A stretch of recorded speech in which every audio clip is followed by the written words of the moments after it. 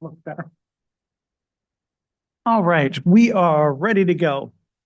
It is 6:05 PM, and I'd like to welcome you to ANC 2C, our June 10th community meeting. My name is Michael Schenkel, and I'm the chair of ANC 2C, and also the single member district of 2C01, which includes Penn Quarter and Chinatown. I would like for the commissioners to please introduce themselves, and I'll start to my right. I'm Nancy Groth. I'm Commissioner of 2C02, Soma, south of Mass Ave, Thomas Circle, Scott Circle, and traditional downtown. Thank you. And we'll jump right across. This is Thomas Lee. Yeah, turn on your mic. This is Thomas Lee of ANC 2C03, which encompasses Penn Quarter and the National Mall. And I am Jim Swart. I am the commissioner for SMD 2C04, which includes a small portion of Chinatown, all of City Center, as well as a good portion of downtown DC. Thank you. We do have a quorum of four commissioners present this evening. So we will move forward with the agenda. Thank you all so much for being here. I'm going to quickly share the agenda with all of us. For those of you who are in the room, there are agendas in the back for you to pick up if you would like to, right as you come in the door.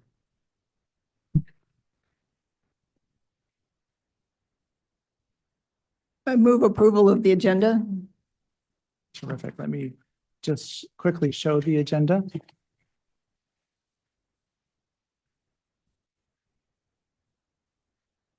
Thank you so much for being eager. All right. So this evening we have some initial business to take care of as an ANC, and then we will have a special presentation from the Office of the Mayor, and will be a recap of the mayor's budget for us. And this is being given by the Deputy Mayor for Public Safety and Justice from that department. We will then move forward with community announcements. We have three MPDs or three police departments that will be presenting tonight, and the bid. And then we have 1, 2, 3, 4, 5, 6 APCA license to review, 2 public space applications that are pending. And we also have 2 planning, zoning, environment, and historic preservation applications to look at. And we do have, under other business, a resolution that we would be addressing. And there were 2 other resolutions from our last meeting that the person who presented those resolutions is not able to be here this evening, and asked us if we would please table that until our July 8th meeting, which we'll probably be doing that at the end of the meeting as well. Are there any corrections or additions to the agenda? If not, Commissioner. Now can I move the approval of the agenda? Yes. So motion by Commissioner Groth. Second that motion. Commissioner Swart seconding. All those in favor, if you could raise your hand. So 3 of 4 commissioners voting in favor of that. Commissioner Lee has stepped out of the room. The approval of the May minutes is next on our agenda. Commissioners, have you had the opportunity to review the May minutes? I have, yes. Okay. I'd like to move that we are there any corrections or additions to the minutes? No, I went through and corrected minor misspellings and whatever, just as a matter of Yes, copy edits and cleaning up, thank you. and sent you all a clean copy yesterday. Yes, I saw that. Thank you very much. I'd like to move that we approve the May minutes. I'll second that. Seconded by Commissioner Swart. All those in favor? So 3 of 4 commissioners voting in favor of that. Again, Commissioner Lee has stepped out of the room. We do have Mine's up for sure, though. a treasurer's report. I just remind folks online, if you could please mute yourself, that would be helpful for us. We do have a treasurer's report this evening that we will require, and we do have a motion to approve a procedure for consideration of resolutions. And I'm going to turn that over to Commissioner Groth. Thank you. Fellow commissioners, I sent you the text of this a while ago so that you could think about it. I'm not quite sure how we can present this for the public. Can you pull up See what I can do here. the background is that the last few months, we've had a number of resolutions to consider. And it seemed to me that this is the background to my motion, that we had the options to either perhaps set up a second meeting mid-month to do nothing but consider resolutions, and nobody really wanted to do that. Nobody have that much more time and public notice requirements and all of that. We could theoretically decide to consider no resolutions whatsoever. That doesn't seem like a good answer either. So I thought through how could we make this an appropriate and publicly accountable process. So Sorry, Nancy, get in there. the gist of my motion is that when someone presents a resolution to us for consideration, that either the chair or the secretary or whichever commissioner receives it would forward it to our fellow commissioners, that we would each do our own preparation to come to the meeting prepared to deal with it, and then move forward in as expeditious a manner as possible. My thought process is that we are not a debating society. We don't need to be unanimous. We don't need to be to make this into a process in that way, that we should consult our constituents, decide our own consciences, however it is that each of us needs to come to a point of voting yes, no, abstaining, tabling, all of the usual options. Mhm. So I move to introduce the procedures that I wrote up for consideration of resolutions. The motion by Commissioner Groth. Is there a second? I have some corrections or my own personal thoughts about some of this that I have done. We need to get a second first. Yeah, we need a motion on the floor. Okay. A motion on the floor. So I will second the motion. And now Commissioner Swart. Okay. And basically what I've done is tried to simplify a few things, and I've tried to put them in a little more plain language, I guess, but also to say that if we submit something for a resolution, I would like to have it a few days in advance of the meeting. Mhm. And so I put that in here as well. So what I've done is I'll be glad to certainly provide this to everybody, but I can certainly send it electronically as well. So I'm certainly quite happy to take friendly amendments to incorporate. I'm not quite sure the process at this point.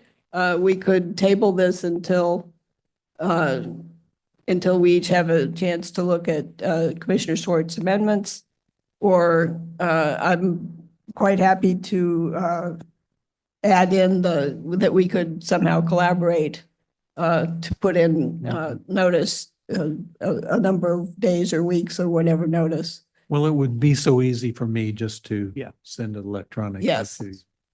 And I can do that in PDF and Word if you like. Yeah, Word would be better, but Okay. whatever. So the motion is on the floor, and seconded.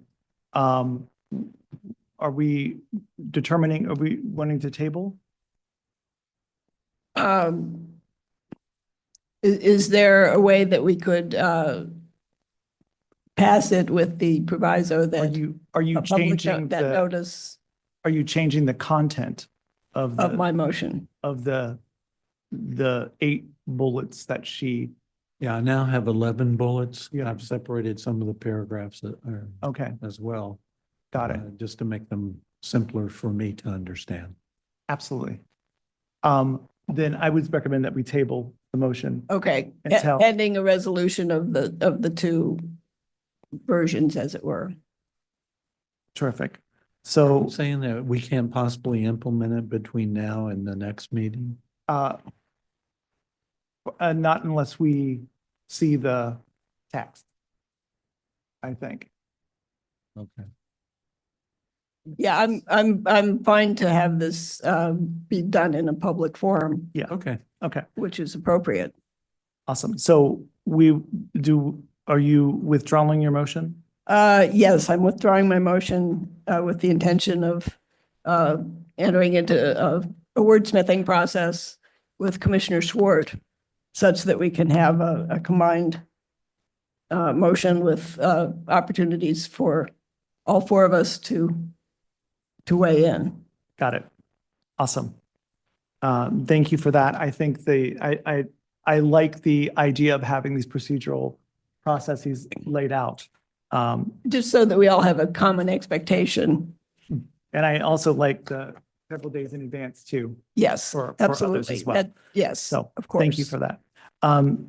So we will table that until our next meeting.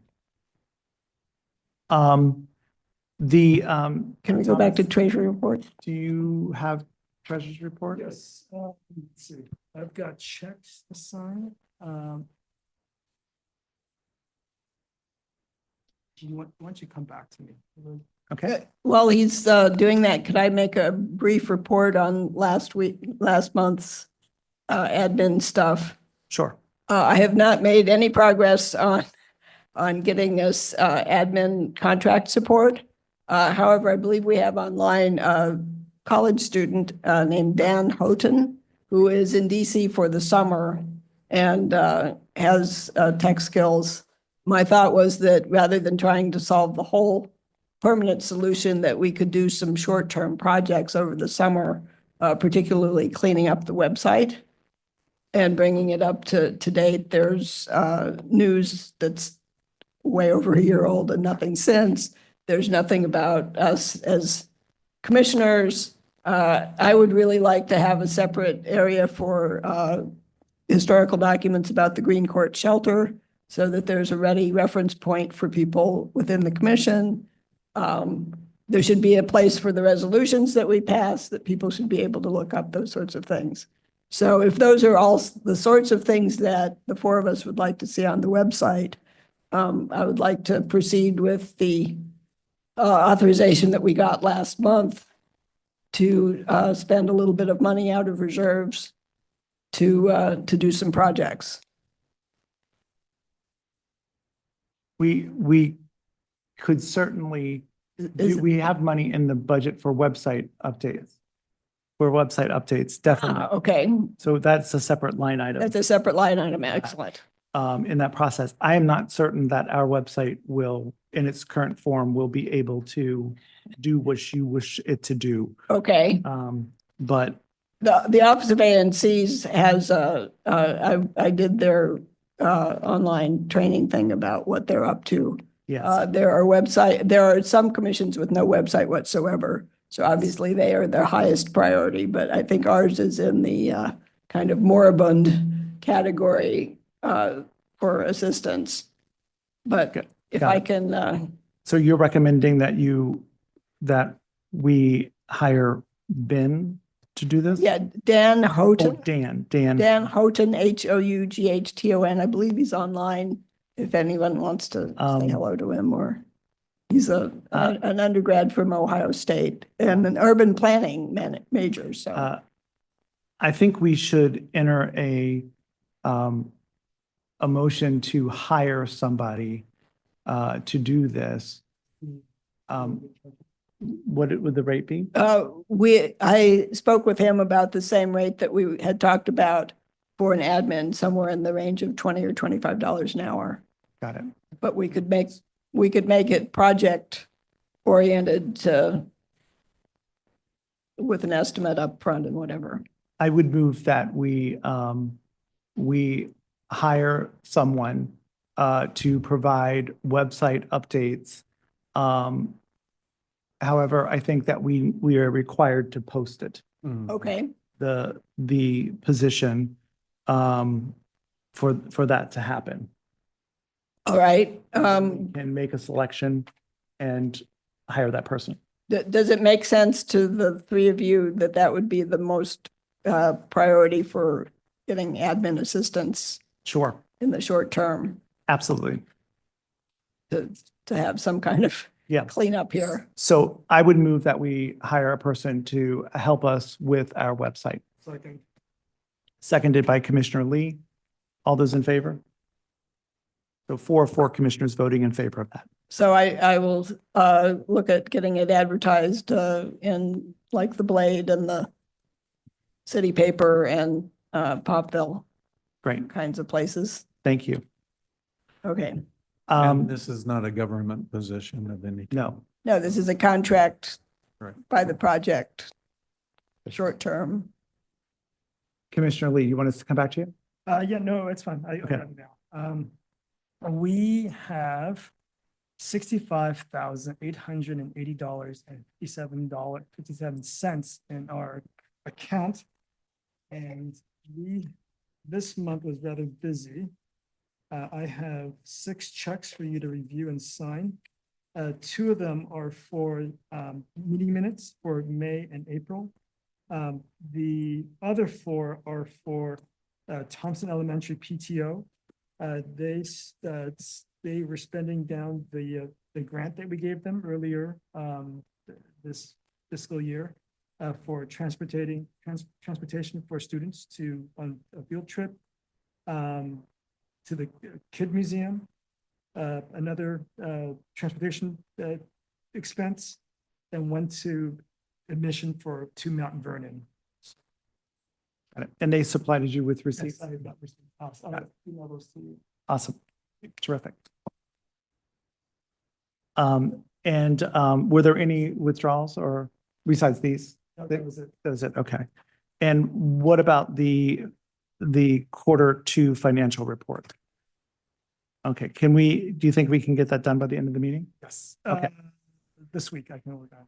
I saw it uploaded. Is it just not finished yet, or?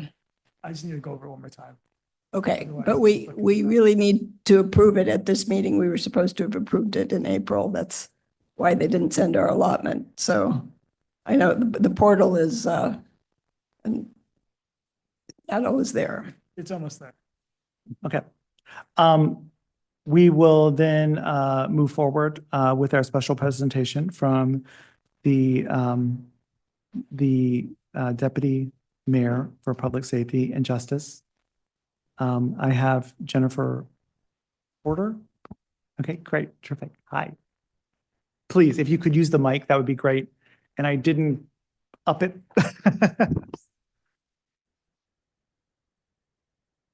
Thank you. Okay, by chance, do you have the deck? Okay. Oh, you sent me to that? Got it. All right. No worries. Okay, while we're pulling up the deck, good evening, everyone. I'm Jennifer Porter, and I have the honor of serving as the Director of the DC Office of Victim Services and Justice Grants. We are entrusted with the solemn task of healing the district. And so a part of our role as a part of the Public Safety and Justice Cluster, and a part of our government ecosystem is just to ensure that where survivors of any crime type, there are resources and supports, whether it be shelter, emergency housing, mental health services, funding for legal aid for individuals seeking justice, as well as our justice grants, which are for returning citizens in our community. So making sure that we fund on the community level opportunities for returning citizens to thrive, to heal, but also to enjoy the second chance as DC is a second chance is. And so we're really proud of our work. We are 16 small but mighty public servants who move over $110 million through our community for healing. And so I think we have the deck up.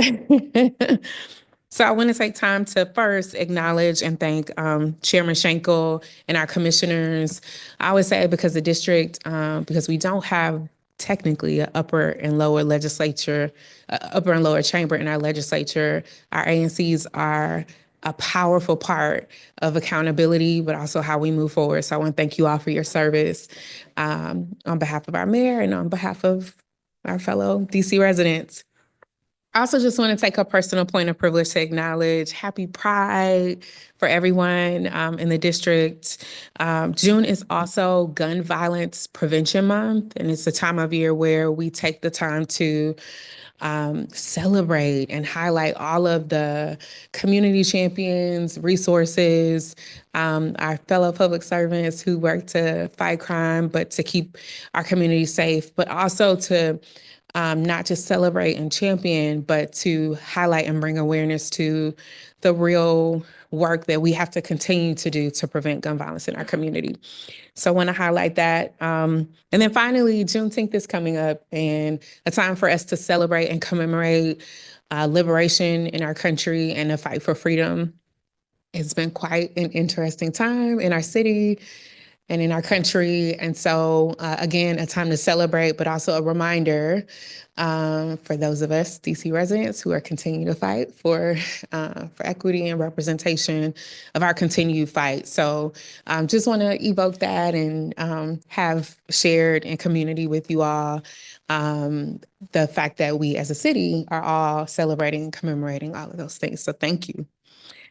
As mentioned, I'm the director of the Office of Victim Services and Justice Grants, and I'm excited to spend a few moments with you all today to give an overview of Mayor Bowser's fiscal year 26 Grow DC budget.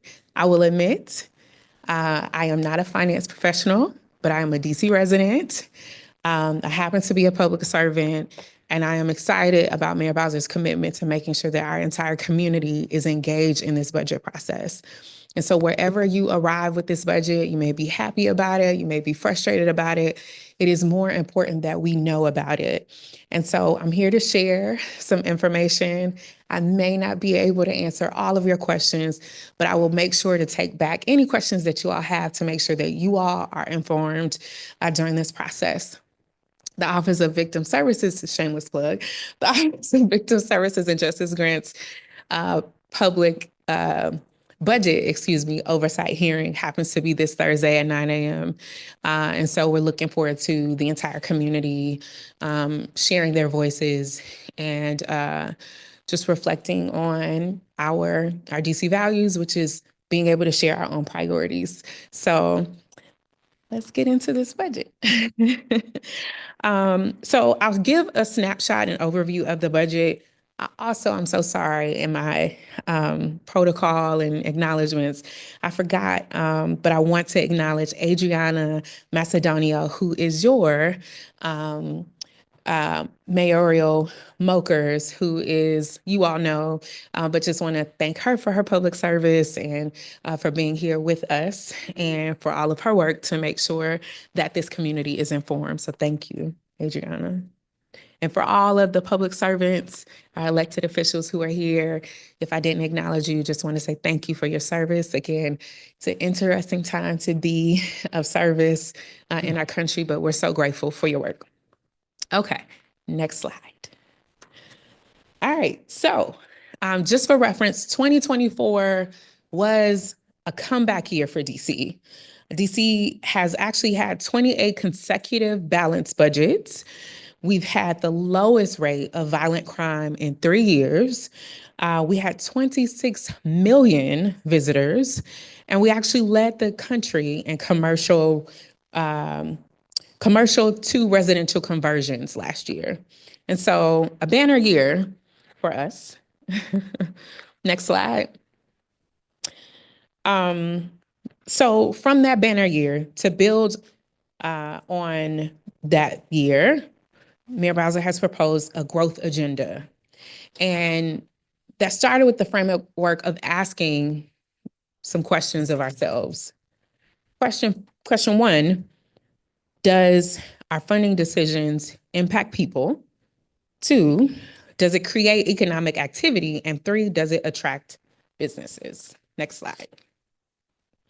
So one of the goals of Mayor Bowser's growth agenda was to cut red tape and to reduce barriers to growth, such as doubling down on business attraction strategies and incentives, reforming zoning procedures, as we well know in this room, to streamline reviews of new development projects, the Rental Act and a reform of TOPA, a repeal of Initiative 82, and the establishment of sales tax holidays for our restaurant community. Next slide. The growth agenda leans in on sports, entertainment, and technology, which you know for the district, some of our major revenue drivers. So you'll see investments in this budget, such as bringing our Commanders home, transforming our Capital One Arena, and investing in technology incubators, which we all know are pivotal and a big part of growth for the district. The budget also supports our downtown, including hosting activations during the Capital One Arena construction, the launch of the Gallery Place Cultural District, and a Chinatown renewal initiative. It increases new office conversions by expanding the housing in downtown to include Georgetown and the Mount Vernon Triangle expansions. It also delivers 7th and 8th Street to create Gallery Square, which I can imagine lots of thoughts in this room about that.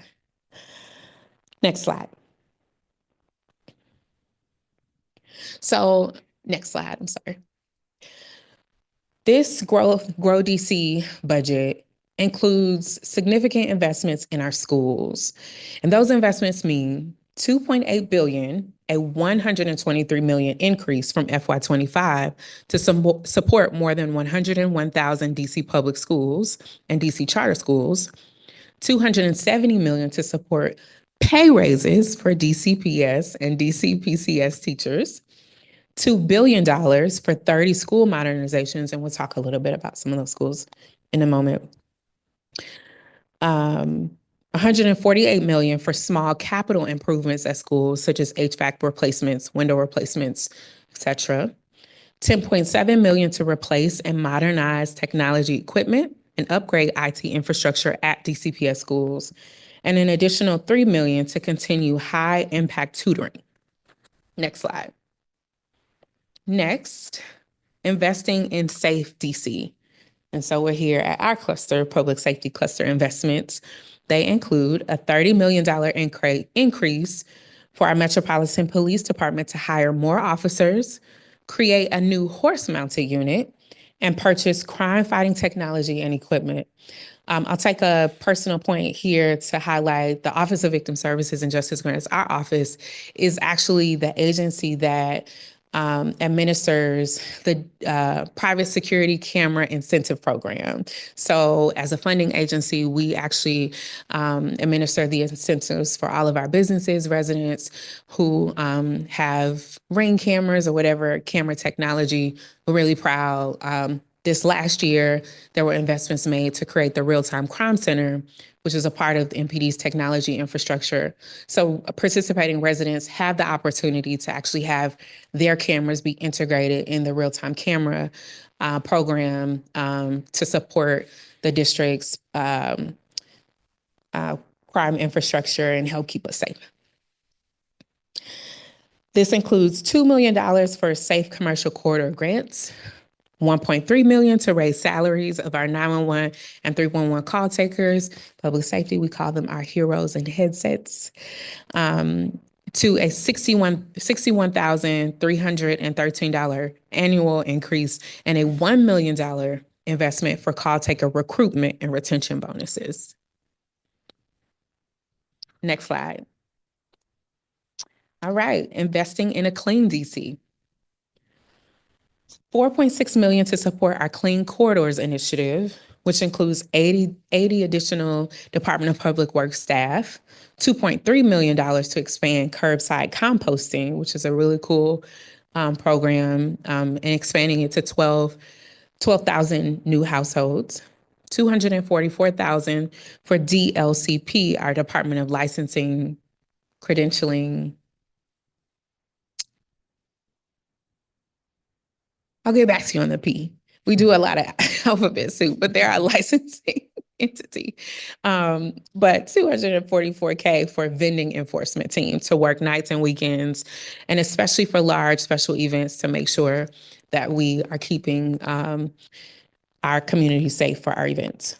And $22.3 million to purchase new Department of Public Works heavy, medium, and light duty vehicles for trash and recycling collection, as well as snow plowing. Many of you all know we had an unprecedented snow this past year. So making sure that we have those investments to make sure our city can be responsive. Next slide. Investing in housing and economic development. So these investments include the Housing Production Trust Fund is back at $100 million for FY26. A $6 million investment for assistance and repairs to our National Theater, our Lincoln Theater, and our Howard Theater. $20 million for our Hill East infrastructure and $15 million for St. Elizabeth's continued infrastructure improvements. $202 million for utilities and infrastructure at RFK campus. And next slide. Investing in our libraries and rec centers, how apropos for our meeting location today. $188 million to support the modernization of 22 rec centers, pools, and parks. $3 million for planning and design of a new Olympic-sized heated outdoor pool at the Carter Barron. $26.3 million for small capital investments at rec centers, including HVAC replacements, playground updates, and roof repairs. I have two littles, a 5-year-old and a 2-year-old, and I know those playground updates are essential. $400K for stipends to DPR volunteer coaches to offset transportation time and other out-of-pocket expenses incurred. I'm a former coach, and I know a volunteer coach, and I am so proud of our DC values, but in particular, I remember using my gas money, purchasing extra tights out of my own budget. And so seeing this investment really makes me happy because it's the community that comes around and supports our kids that really makes a difference. So $400K for that. Okay. And to our final slide, that's just a breakdown of our clusters and our budget investments. But again, this is a snapshot of much big investments in the budget. You can learn more about Mayor Bowser's budget at budget.dc.gov. I'm happy to answer any questions about the presentation or about my agency, but I want to thank you all and turn it over to you, Mr. Chair. Thank you very much, Deputy Mayor Porter. I appreciate you being here. Commissioners, do you have any questions? I don't have a question, but I have a comment. Sure. I went to the budget meeting with the mayor and saw you there. Oh, great. And it was really well explained. There was a good deal of positivity that came out of even some of the negative comments or questions and the concerns that people had. But that was a really refreshing, interesting, and great job on everybody's part. Thank So I you. thank you for that. Thank you so much. And I have to share the budget engagement forums. The mayor actually shares it there, one of her favorite events. One of the tasks that I don't envy her having is to create our budget, but funding our entire government with a very finite budget. And that exercise, because every table gets $100 and we have to fund the entire government, is always a really great reminder, but I appreciate your feedback. And I'll make sure to share that with her. Terrific. Any questions from the audience, online or in the room? Please, could you come to the mic so that so people online can hear you, please? Thank you so much. Introduce yourself. Hi, everyone. Natalie Roach, here on behalf of Save Chinatown Solidarity Network, just listening today. I was just wondering, I know there's a lot of information on the website. Will that specific presentation be on the website as well? My understanding is that it may not be in the deck form, but there are infographics that have the same information with the breakdown of the investments on the website. Yes.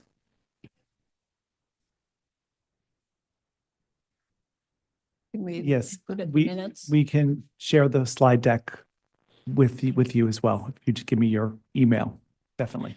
And we can make sure you get a copy. Yeah. as Could well. we incorporate it in the minutes, also append it to the minutes for this meeting? We can.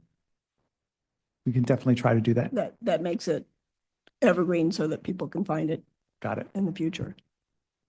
Thank you so much for being here. We appreciate you and the work that you do. Oh, Thank I you see so a thing. much. Yes. A question is from Barbara Blackmund. How does the budget address the needs of the unhoused? Well, that's a great question. I think the most overt way that the budget addresses the needs of the unhoused. Well, first, let me take a step back. I think we can all acknowledge that the needs of our community, and in particular, our most vulnerable communities, which include our victims that our office serves, and in particular, our unhoused neighbors, the need is becoming greater than the resources that we have for all individuals. And I think what you see in some of the investments in this budget and the strategy that the mayor is taking is making sure that we're doing a both and. We're making investments in health and human services, but we're also making investments that are revenue generating to be able to make sure that we can keep up with the continued growing demand that we know that the public sector cannot meet alone. And so where there are differences in opinions about that strategy and that philosophy, but the reality is government will never alone meet the needs as they continue to grow, particularly for our vulnerable populations. So the investments that we see are really looking at making sure that we can bring in revenue. So some of the things that I highlighted, including the Commander's deal, expanding the Mount Vernon corridor, the Capital One investments are really to make sure that we have additional revenue coming into the city so that we can meet those really critical needs for our community. Thank you for that. I appreciate it. Sure. Thank you. Can I just ask Adriana as our mokers, just on the record, I have emails into the Department of General Services about the next budget does not include capital or other money for the Green Court Shelter because they're focusing on the East Street Bridge and the 25 East Street Bridge housing and the Aston and the larger shelters that they're investing in quite rightly. But at the last status of the Green Court Shelter was that DGS was supposed to be doing a feasibility study. So I still, it's in my SMD, literally in my backyard, want to know if that feasibility study has it been shelved until such time as capital money is available? I would just like an answer. I've emailed them a couple of times and not received any answer at all. So if you could get them to answer my email, that would be awesome. Great, thank you. Thank you. Thank you so much. Thank you. And yes, thank you for that. I just want to also just put out to Adriana that thank you for orchestrating the cleanup around the library with our situation that's happened with the unhoused individuals. That was helpful and created some relief by getting rid of the tents that were on the sidewalks and blocking. However, it did not address the issue. And we still need to have some kind of a bathroom facility for people at night to be able to go to the bathroom at night. Because otherwise they go on the street, they go on the poles of the library, and it just creates a really horrible public health issue around the library. I've been working with the library, and I was very disappointed that they did not enforce their signage around the library, around no camping, no sleeping around the library. But and I have a meeting with them next week regarding that to try to figure out some other ways, because it's disruptive to the businesses across the street, to the residents across the street. It creates a huge issue. So thank you. And can you just push that back up the flagpole a little bit more? Thank you. Awesome. We'll move forward with MPD. Is anybody from MPD 2 on with us this evening?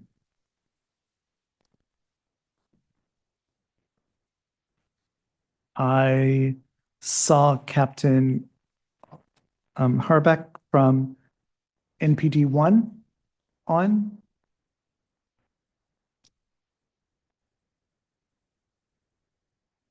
Maybe? Yeah, can you hear me? Yeah, there you go. There you go. Okay, gotcha. I thought maybe you were preoccupied, which would make sense. Nope.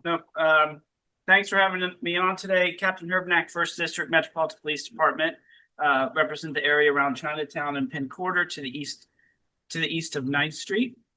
I don't have any new violent crime to report about, which is a great thing for 1D. We've been working hard with our partners at Metro Transit and doing some community walks. You might have seen more of our bikes out now that the weather's broken to get a little bit nicer with our very, very long rainy spring. We do have our Chinatown units over at 7th and H. Just want to do a brief update about the shooting that I reported out on last week at the 202 Lounge at 609 H Street Northwest. That case is still open and being investigated, but the commander and I have worked really closely with the lounge owners to make sure that we're staying up to date on any and all of the events that are going on there.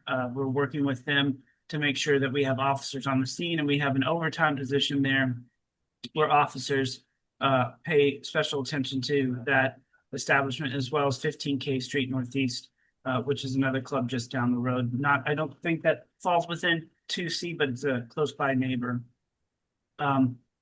That's really all I have to add today. We are going to continue our Metro Transit walks. We did do a couple multi-agency surges at Union Station over the last month. We've been doing those about 2 weeks. We work with Amtrak, Park Police, and other federal partners and go normally during the end of school, though now the summer's coming along, we're going to probably switch up our times a little bit.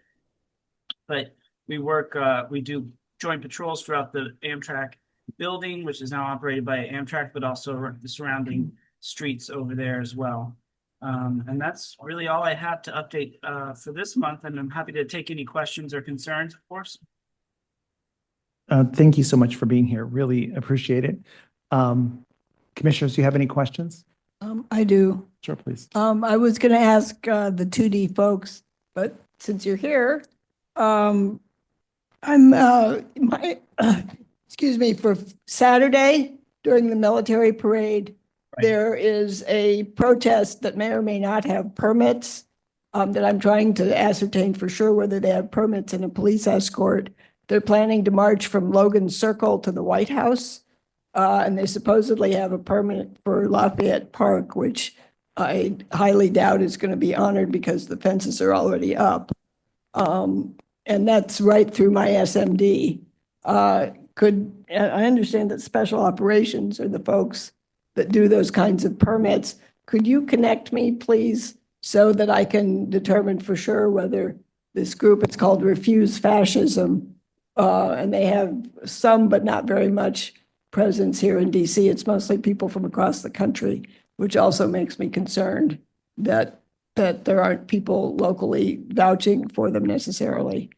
Could you Yes. connect me, please, to find out for sure whether, if they have a police escort, I'm going to feel a whole lot better. But otherwise, I need to make sure that my constituents know what to expect. Absolutely. I'll look into that. Like you said, that is usually headed up by our special operations division. But that does bring a good point that I did was remiss not to speak about, was about the upcoming events. So we do have, now that World Pride is over, we do have the Army 250th anniversary parade going from 23rd Street Northwest down on Constitution in front of the White House. So there'll be significant closures down around the White House and over towards the Foggy Bottom area. But those will have lots and lots of units working, lots of civil disturbance units, which is what we use for our large scale events like World Pride. And we'll have, everybody is working on Saturday. So much like last weekend with World Pride, we'll have every officer working 12-hour shifts, either 6 a.m. to 6 p.m. or 6 p.m. to 6 a.m. To cover that event, to make sure that we have proper coverage. I know that I sat in for a little bit of the briefing today for units that are going to be specifically working downtown for this event. And I know that they are aware that there's a possibility of some protesting of the actual event throughout the city and throughout not just the downtown area, but throughout the city. Yeah, I'm aware of several others that I'm not at all concerned about because they're much more substantial organizations. They have safety marshals, they have de-escalators trained. But this other group is much smaller and less organized. And Yeah. the potential for it to go sideways just really has me very nervous. Sure. Yeah, no, absolutely. That's something I'll check on, that specific march. Always in our planning, we have an availability of staffing to allow us to break off units because we know that these civil disobedience isn't always clean cut, one group staying in one area and they're going to march the plan. People break off, people splinter off, people decide to move and do other things. So we absolutely have that's why we have all the members working because we'll absolutely have the ability to kind of have an ad hoc response. But I will find out about that specific march and get back to you on that. And I'll connect. Thank you. I'm 2C02. Right. So I would really appreciate being looped in on all of this, particularly for Sure. what's happening right in front of me. I'll try to send something out tonight or first thing tomorrow so that we can make sure we get an answer by Saturday. Thank you very much, Captain. Yes. Thank And you. and then just to Oh. kind of dovetail off that, I did just to kind of get everybody ready. I don't think we have a meeting before then. We'll have the July 4th festivities, of course. That's going to be right now, as far as I know, that's our standard footprint. So the standard closures. We'll have the north-south emergency routes. So those are the streets that you see with the street signs that have the DC logo in the street sign. Those are our emergency routes. Those are like 16th, 9th Street, 12th Street, the big thoroughfares. Those will be our routes up in north and south. And there will be closures along the Potomac, obviously, and the bridges around Arlington Cemetery will be closed. And we'll also have units on the freeway and the bridges to deter people from parking. That's always an issue. People park on the highways. But that will, as far as I know at this point, that'll be our standard deployment for the 4th of July festivities. So nothing new to expect on that for those of us who've been around for a number of years for 4th of July. Awesome. We do have just a comment in the chat about the Chinatown Park, and having lots of people, I guess, smoking weed in the park late at night, and asking if MPD could make sure they are doing their rounds to help clear that. Yeah, we actually, absolutely. We have a midnight unit assigned to the Mount Vernon Triangle area, so it's easily I can have them go down and check on that part for sure. Thank you so much. Appreciate that. And And I have one brief question for you. And I realize that you all are involved in so many things, but I have one simple little question. Do you know if the city is any closer with the police officers to implement the Sound Mitigation Act? The sound mitigation where, sorry. It's the Sound Mitigation Act. It's a law that was passed in March or so. And so far, there's been no implementation of that, despite the fact that it's gone to any number of interested parties. But it's almost as if it takes a while for a law to become implemented on a day-to-day basis, so that people have the equipment they need to do the decibel readings, that they know that they have the responsibility for licensing individuals who are out on the street busking, playing music and that sort of thing. But it is a real issue for many of the businesses, and especially for the residential areas within the ANC, especially ANC 2C, Yeah. C04. No, I absolutely understand that. That's what, having been at Chinatown and Gallery Place sector captain for 2 years now, I know that those are big issues, especially it's at the mouth of the metro at 7th and H, because we have frequent visitors there that can be loud until late hours. So I'll be honest with you, this is the first I've heard about the Sound Mitigation Act. I'm happy to look into it and get back to you all next month and kind of see where MPD is on implementation. I haven't seen usually the first step when we have a new act or a new law passed is that there's significant training at our annual training, and it's either pushed out in person or virtually. We do a lot of virtual training for new acts, like the emergency acts that we did last year. So that being said, I have not seen that training yet. Doesn't mean it's not in process, and I'm actually going to be at our academy next week, so I can ask about that. Because Great. that would be the first step, is training the officers, getting the equipment, things like that. Well, thank you very much. Yep, no problem. awesome. Thank you so much. We appreciate you being here and being with us. Thank you. Thank you for your service. My pleasure. Thank you. And we'd like to move forward with Metro Transit Police. And I believe Lieutenant Bargy? Michael, there's a comment on the chat for MPD. Captain Harback, if you're still on.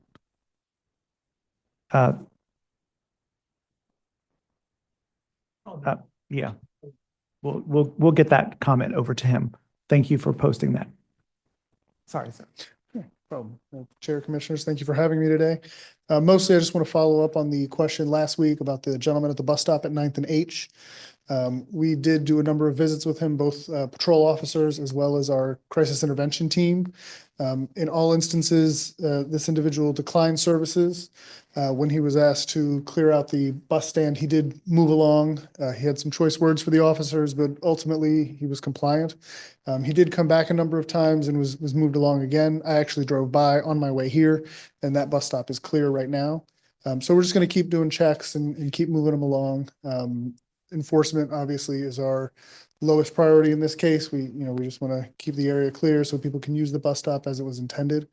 But that's really the only thing I have to update from last meeting. Like I said, we'll keep doing checks there and just make sure that it stays clear, and hopefully it doesn't escalate into anything else. Any questions or? Awesome. Commissioners, do you have any questions for Thank you. All Lieutenant? right, thank you so much. Good to Thank you see so much you. for Good being to see you here and likewise. and See you next sitting time. through our hour meeting. No, with you. no worries. That's what I'm I here for. appreciate you being here and providing that update. No Thank you. problem. Y'all take care. Thank you for your service. The what? Oh, we did. I am so sorry. We neglected to put Councilmember Pinto's office on the agenda. My bad. It was on the draft. I must have, I'm so sorry. Um, is anybody from Councilmember Pinto's office on with us? Yes. Hey. I'm so sorry, Brian. Don't tell Councilmember Pinto I left her off the agenda. All good. I like to be a surprise for you guys. So you want me to go now then? Go ahead, please. Okay, sure. I'm just going to share my screen real quickly. Okay. Can you see that? You can. Great. Yes, we can see it. Okay, well, I'll try to be brief. As you heard from the mayor's office, the budget process is underway now. Budget hearings are happening daily until around June 18th. You can see the schedule for the Judiciary Committee there on the screen. They actually only have 2 days left of hearings, tomorrow and Thursday, so moving pretty quickly through our schedule.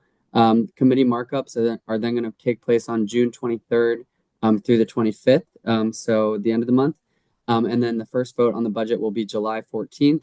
The second will be July 28th. And then there's one other budget vote after that hopefully will still take place in July. I'll post the full schedule in the chat because there are other committees that have hearings going on still. Now that we have the mayor's proposed budget, you can send us any questions you have about 2C priorities. Obviously, a lot of changes get made now at the council level before that first vote on July 14th. So it's really critical that if you want to advocate for anything that you do that now as they make changes. The House of Representatives, of course, has still not fixed the issue that they caused with the fiscal year 25 budget. The mayor did her best not to have any layoffs or major issues. She was very creative, so we applaud her for that. But we are still closely monitoring that and hoping that they do fix that because that would be it's a lot of money still. And we're also closely monitoring all the changes that they're planning to make to Medicaid funding, grocery assistance benefits, and a lot of other federal programs that DC residents rely on, and that DC would probably have to step in and try to help on if they do get cut. A few legislative updates. Councilmember Pinto has been continuing public safety visits with council members in every ward. She recently completed visits in wards 3, 4, and 5. I think we still have to do ward 6, so that's coming up. We're on track for the council to pass Councilmember Pinto's bill banning cell phone use during the school day at DC schools in the coming month. DCPS actually announced last week that they're going to have it take effect this coming school year, even though we still have one more vote on the bill. So that's good news. So again, cell phone use will be banned for students during the day. Tomorrow, the Judiciary Committee is going to mark up critical parts of Councilmember Pinto's Peace DC plan. They're doing that at the same time as their oversight hearing, I guess. So they've got a lot going on tomorrow, or budget hearing, I mean. The parts that are being marked up tomorrow are on the school safe passage program. There's a portion on fare evasion, pre-trial detention, educational requirements for MPD recruits, survivor benefits for fire and EMS personnel, and reducing recidivism by closing a gap in the Second Chance Amendment Act. They will not be marking up the merger of the violence interruption programs yet. And I think it sounds like they're going to be doing that more in the budget process. So I know that's something that everyone's interested in. The military parade was already mentioned, but I'll just say MPD's website has a lot of all the relevant information in one place. It's nsse.dc.gov. Again, nsse.dc.gov. I think it stands for National Special Security Event, NSSE. And once you go there, it takes you to an MPD website with a different web address. I'll post that in the chat. Besides the major impacts to the street closures, they are suspending flights at DCA. So if you're flying anywhere this Saturday, please be aware of that. And there is also a security zone on the water in the Potomac. So if you're planning to take a boat out now that it's nice weather, also be aware of that. It's going to be an interesting day. And we are working closely with MPD to make sure that any protests or counter protests are peaceful and that people are able to exercise their First Amendment rights peacefully. Councilmember Pinto is also hosting a Ward 2 Residence Day at the Nationals that day. against the Marlins at 1:05 p.m. game, so earlier than the parade, thankfully.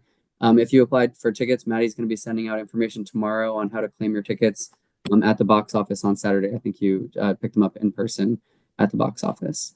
I think that's all for me. So I'll post those links in the chat and happy to take any questions or comments back to the council member. Thank you, Brian. I want to just extend my thanks to Councilmember Pinto for helping to address the aftermath of the cleanup at the library and helping to clear the tents that moved across the street, and the folks that just walked across the street with their stuff or were even helped by some of the folks that were there helping to clean up. So thank you for that. The council commissioners, do you have any other questions? I have no questions, but I do have a comment. I know that Council Member Pinto has been diligently working the budget issues and has spent a little time along with others on your staff to try to deal with the Sound Mitigation Act and make that work. So I'm appreciative of that. Understanding, of course, that this budget is time consuming and basically amazingly difficult to satisfy people. Thank you. I'd just like to throw in an extraneous comment that Councilmember Pinto managed to dance at least half of the entire parade route on Saturday. Such amazing joy and energy. It was really a privilege to roll with the Ward 2 contingent this year. I've always rolled with my church before, and so it was a great day. We missed you, Brian, but I was celebrating on the sidelines. Thankfully, I took. Yes, I'm sure. But I just want to affirm that Brooke Pinto actually danced at least half of the time for the entire parade route. So I love it. Well, thank you for joining us. One of the things that was brought up during the budget, the mayor's budget, was what was called the 7th and 8th Street Gallery Square project. I would love to know more about that and what that is. And hopefully that is not the consideration to close 7th Street. Certainly. And I think the task force has a meeting scheduled for June 28th. Does that sound right? Saturday, June 28th. I'm not personally part of the task force, but I think they'll be, announcing their final decisions at that meeting. So I'll make sure you have information for that meeting. That's great. That's awesome. And how is the council member, I guess since a lot of this is going to be in Ward 2, how is the council member ensuring that the roads are put back after this Saturday upheaval? Right. Yeah, it's definitely a major concern. I know they've been putting the plates down on a lot of the streets where the tanks have to make the turns, because apparently that's how they damage roadways. So, I think we'll just be staying in close communication with DDOT and mayor's office to make sure that they do fix anything that they break. I mean, are they prepared to, like, when this ends, to go in there and patch things? Yeah, I mean, we can definitely talk to DDOT. I mean, they contract for, like, potholes, for example. They contract Fort Meyer Construction. They do all pothole work, within 72 hours generally. So I'm sure they're on standby, but I'm not sure, because it's federal, if the federal government has to do, their own contractors for the work. I saw something in the Post that 1/3 of the expected expense of this whole shenanigan is to repair the roads afterwards, but that doesn't give a time frame or how long Constitution Avenue could be, out of commission, or, oh my goodness. Yeah. Commissioner Lee. Yeah. Hey, Brian, this is Thomas Lee. I read an alarming headline in the Washington Post. It was empty desks, how the district's failure to curb truancy in middle schools fueled the biggest youth crime surge in a generation. I kind of see that in my, daily police reports or police updates and, when I'm out and about.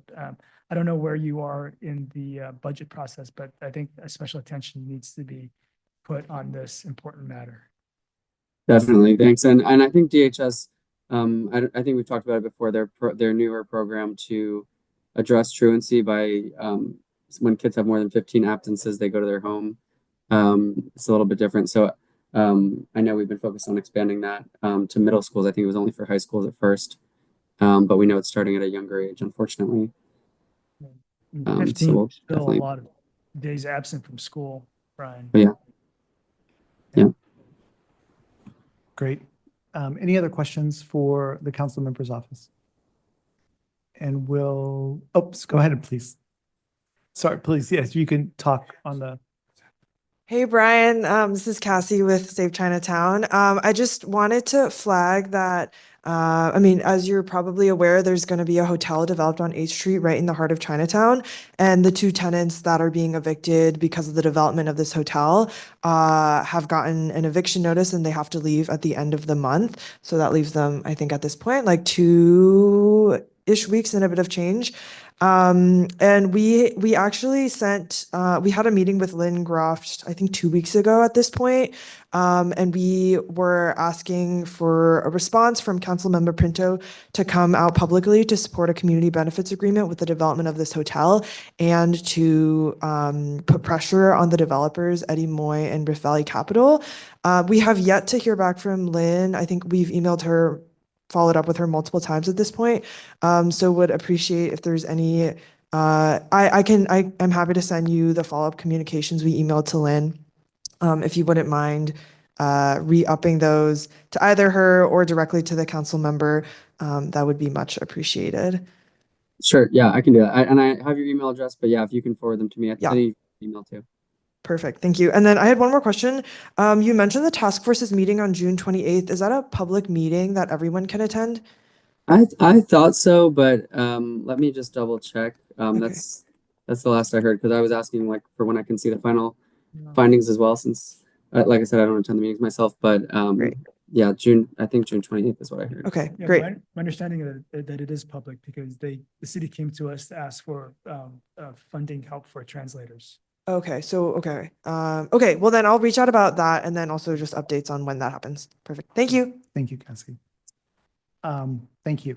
And we will move forward now with thank you, Brian, with the downtown DC bid. And I saw Eloise was on. Yes.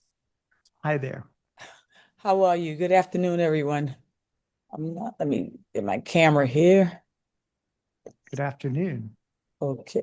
Evening, I'm sorry. Evening. Okay, here we go. So, All right. I just want to say good evening to everyone, and I hope you all had a good day, both at the library there and all the partners online, as well as hoping that the remaining of your week goes even better than today. As you know, or everyone knows, the bid, not just the bid, but in the downtown ward area, host a large portion of was hospitable for a large portion of the World Pride event. And the bid, downtown bid, we had our boots on the ground with a lot of parks, from the heart of our bid starting at Thomas Circle, coming down to Franklin Park in the bid there, and then making that left down to Pennsylvania Avenue at Freedom Plaza. And then the festivities went on for both days. So our team was boots on the ground, as well as we had inward to the activations of Anthems Row, which is just one block of Chinatown Park, located in between 8th and 7th Street Northwest. And from there, I'll just show a little slide to give you a presentation of some of the activities and things we were doing, and that we're continuing to do, as well as looking up to getting everyone in gear for our ops team to ensure that Pennsylvania Avenue, also Constitution Avenue, is all ready with plants and our plants watering and, the other parks and areas and streets within our bid that for the parade, upcoming for this weekend. I'm going to share my screen here to go through the slide. Click here. Share. Just want to know, can you see it? We are seeing what looks to be an email. Oh, wow. How is this? And not this. Wait, and there is not this. How is that?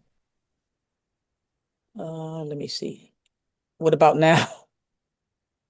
No, still seeing it, we're seeing something that's titled mandatory supervisor meeting. Oh, no. Trying to get my op screen up and running here. How is that? Just 1 second. Let me try to. What is this? Not quite sure what's happening here. It's not allowed. Let me stop sharing this window then. You don't still see it now, do you? No, we see your desktop, Okay. I think. What is happening here? 1 second. I'm trying. So if you probably find the document and show it, it will come up. Okay, I got a lot. Okay, PowerPoint. There you go.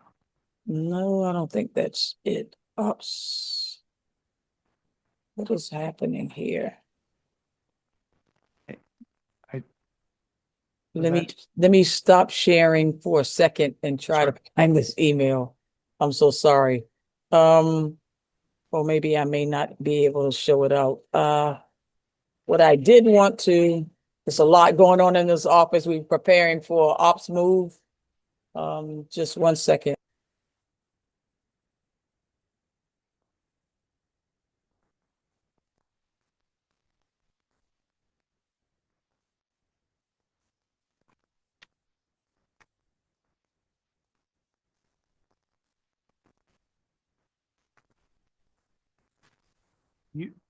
You're muted if you're talking to us.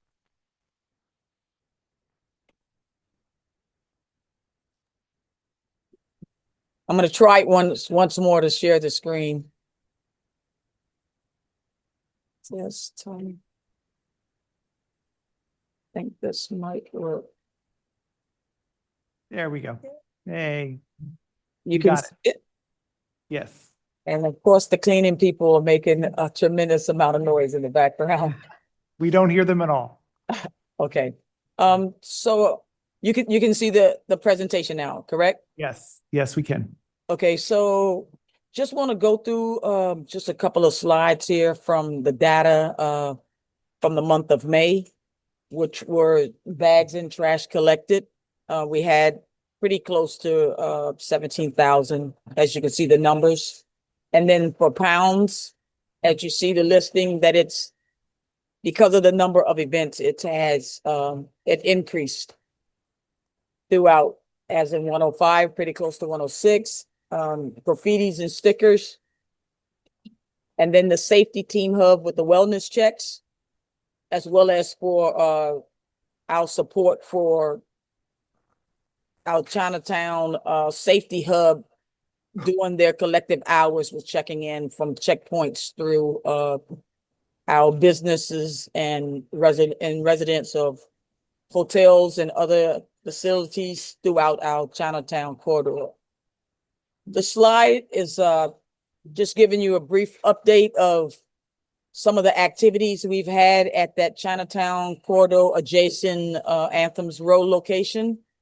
And then the other things that we're rolling out, which we have started, the implementation of our hanging baskets. As you can see throughout, we started with K Street to Chinatown, as well as other areas going throughout our bid. But we focus more on the Chinatown corridor area going down 7th Street to include the areas there and then Pennsylvania Avenue, that section. This is some of the other activities that we've had for the past 2 weekends ongoing, that started 2 weekends ago, which are still being activated through November 22nd. There at Anthems Row, where the Chinatown corridor area meets.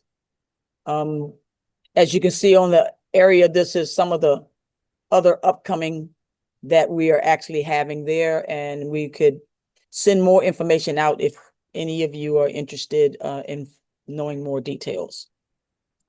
Our safety team, as you can see, they're still in operation, and it's been 13 months now for that grant, and they're still on foot patrol and reporting these any findings, or whether it's both concerns, good, or something that would like, or should I say our stakeholders would like to implement.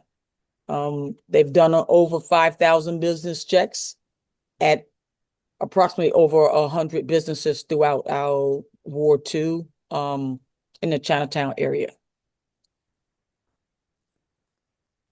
So with that said, I'm going to stop and sharing and look to answer any questions that anyone may have.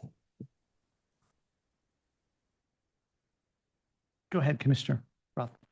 Hi, Eloise. First of all, as Secretary of the Commission, could you please email me the slide deck? I will. I'm going to try to be incorporating slide decks into the minutes so that people will have access to them. And also, could you ask your ambassadors to keep an extra eye on the Wawa at Thomas Circle? We have a gentleman sleeping outside the Wawa. Again, this was an issue last summer. Yes. With that was a much bigger problem because it was two frenemies who were frequently at odds with each other. This is only one person, but it would be good to keep an eye on the situation. I will make a note of that, as well as our partners with our with Pathways. Pathways and H3, where they would engage, because I remember the situation where we had several individuals there, and they also had a dog housed at that. Two dogs, yeah, two pit bulls. Yeah, I wanted to also mention something in reference to the library. We have actually put that on our power washing schedule, and that's scheduled to be twice a week. And it's every Sunday and it's every Thursday. So Thursday it will be pressure washed, that area. Usually it's carried out by our 4 a.m. team.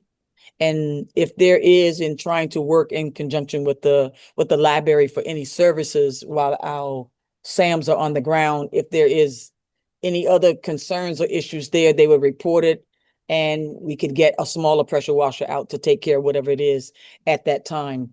We do know that since the conversation has been held to remove the tents, that the people are, because I ride through there, even going home. I live in Al Bid, so going past there, I ride through at night, and I see that there is a large population that goes to the library grounds to under the underpath to sleep at night, where they reside, and then they get up in the morning. So we could probably try to, in certain times, if it is like really bad for a stench, we could probably even go through and try to pressure wash during the day. But we have to have Lucas and I would have to have a couple of more meetings with the library. Yes. I just wanted to put that out there.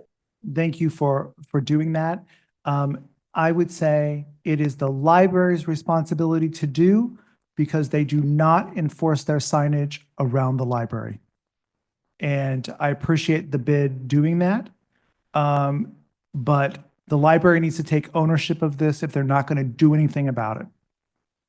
And there needs to be a restroom, a bathroom put out there, a porta potty or something for these people to be able to use when the library is closed. Whether it goes behind the library or not, it is it doesn't make any sense that this is still going on. I'm so fired up about it. I'm sorry, I'm not taking it out of you. I understand, but But I also want to, I'm glad you mentioned it about the restrooms.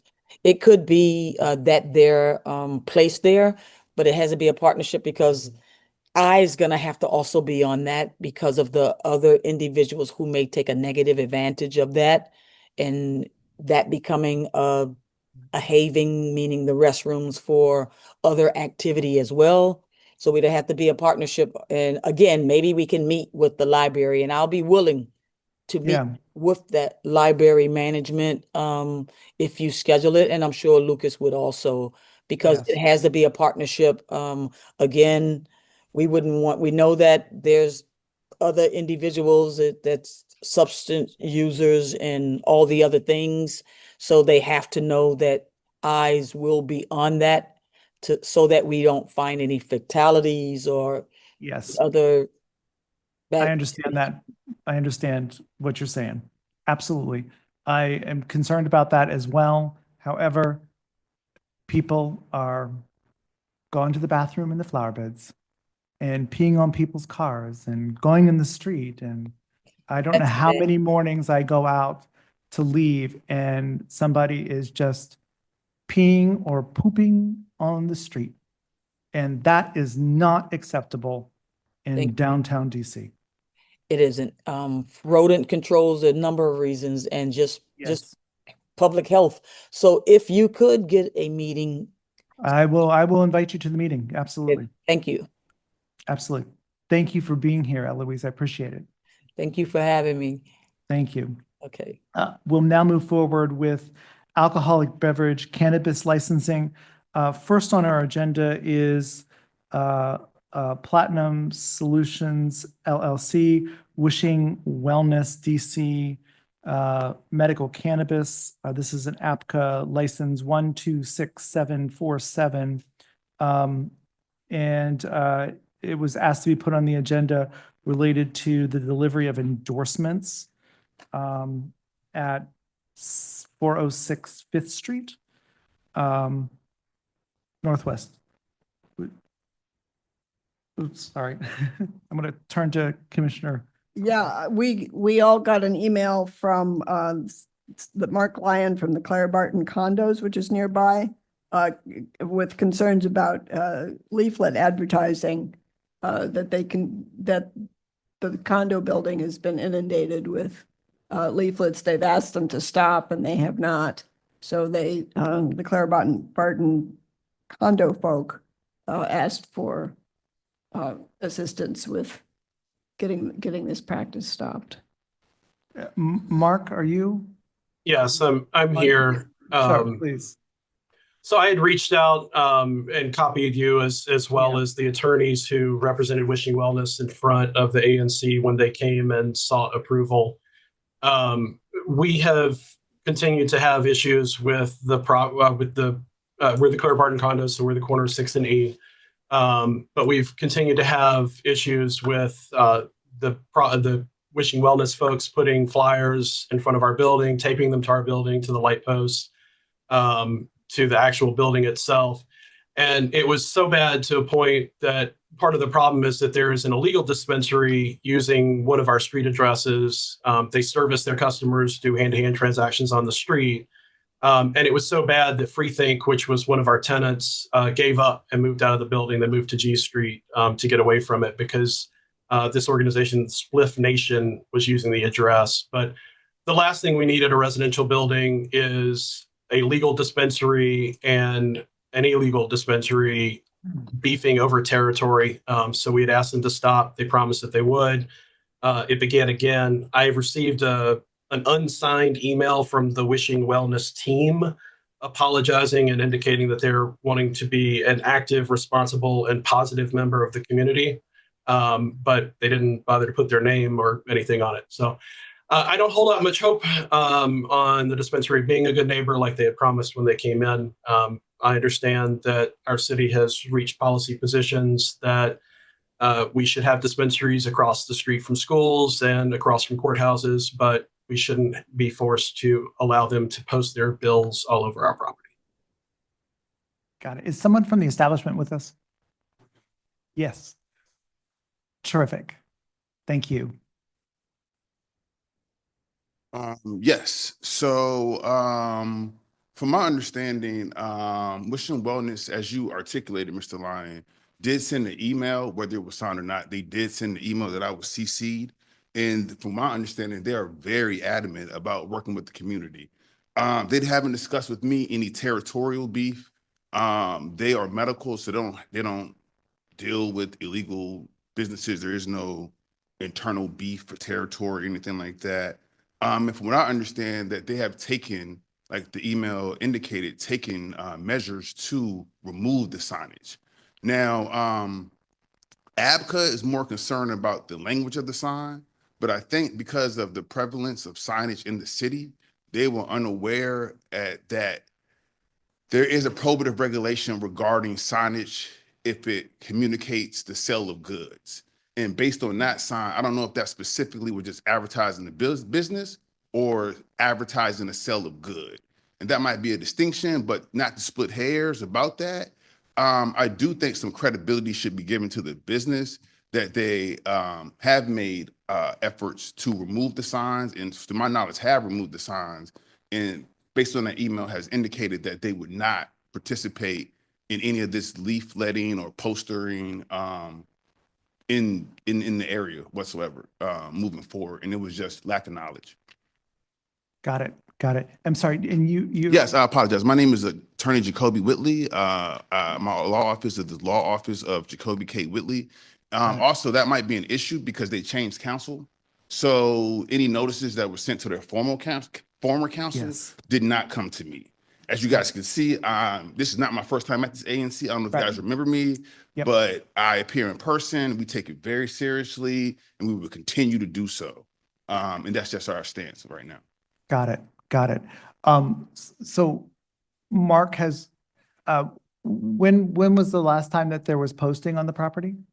So it has not happened again since June 4th when I received the email from the company. But we had earlier received commitment from them that it wouldn't occur again, and then it started again about a month later. So Got it. we look forward to it, and thank you for taking the time to show up to the meeting tonight and for communicating with your clients the need to put a stop to this. Thank you.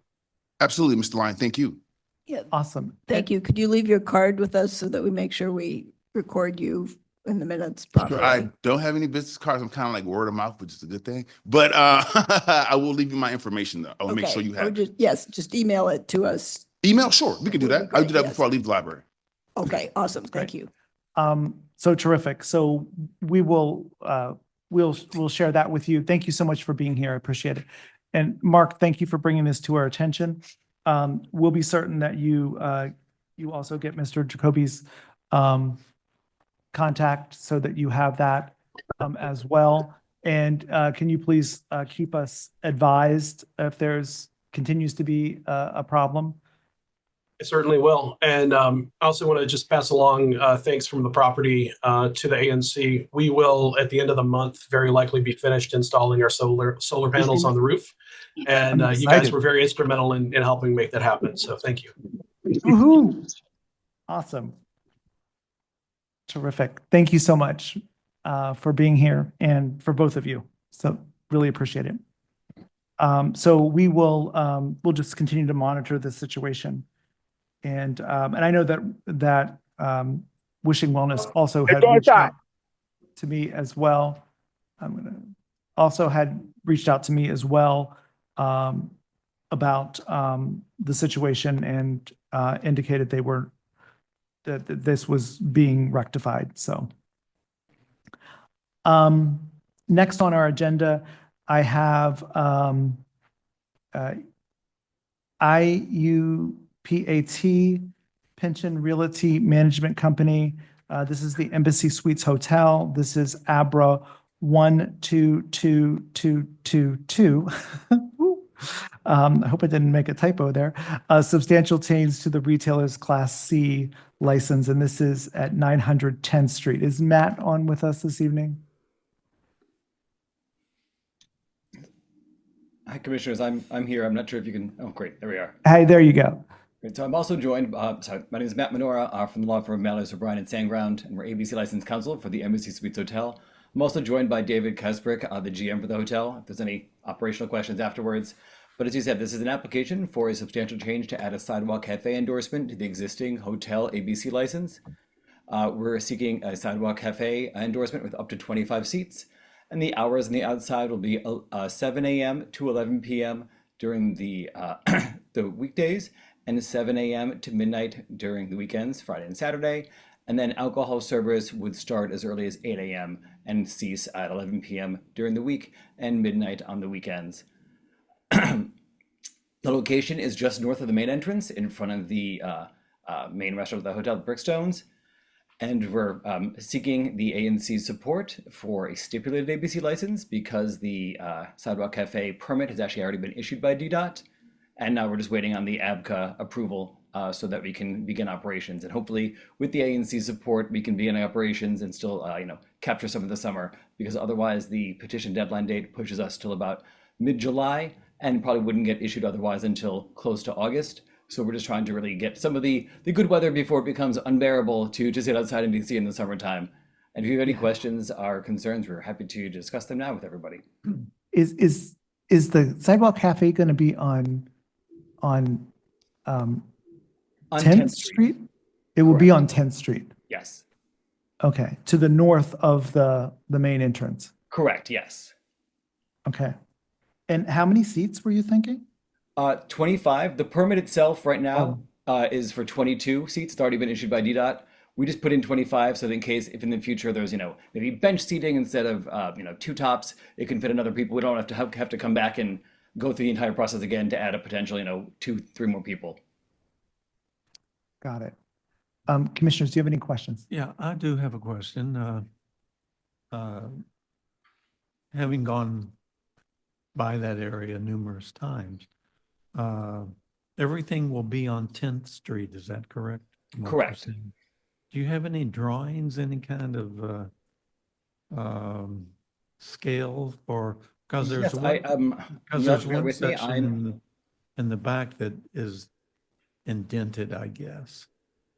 It's not all just a sidewalk. There's an area on the north side that goes in from the sidewalk. A curb cut where they back in? Yeah, although I'm not sure what's there. There's nothing there really. But how will the layout be? Do you have any drawings, any? Yes, if I can share my screen and bear with me because Please. I am not good at doing this. So apologies in advance for the technical problems. Let me try this right now. Share. Matt, I have it on my screen over here. It's not to scale, but it's some internal images that we created for ownership presentation, if that helps. Oh, sure. Yeah, this is the permit drawings approved by DDOT. But David, if you have something that's a bit more illustrative than this, by all means, feel free to take over. Yeah, let me see if this helps. It's being that they know the block. Matt, you may need to release the share. Oh, yep. Sorry about that. See how good I am at this? There we go. All right. But it does leave a clear 10 feet of unobstructed pedestrian pathway. So that's the most important part. But I think that David's rendering will probably be much more helpful than the permit drawing. There we go. So this is 10th Street. This is the north part that we are referring to. This is the entrance to Brickstones as it is. And I believe the area you're referencing is, yeah, I know what you're referencing. It's closer to K Street, and that area is not included in our proposal. Terrific. And you're looking for a stipulated license too, right? Yes, please, with the ANC support. Got it. So I would move that we send a letter of support with a stipulated license for APCA 12222. And that is the correct number. That is the correct number? That's great. And I do have another question having to do, there will be no music, is that correct? Or- Correct. Actually, DDOT regulations don't allow for Right. the installation of Yes. speakers on a sidewalk cafe or even for entertainment, except for very specific acoustic guitar during just like certain parts of Sunday. So essentially, there really shouldn't be any outdoor speakers on any sidewalk cafes. And according will to there DDOT be any regulations. will there be any shelter roof type thing at all? No, this Or is an is it unenclosed sidewalk cafe. Just simply outdoors? Okay.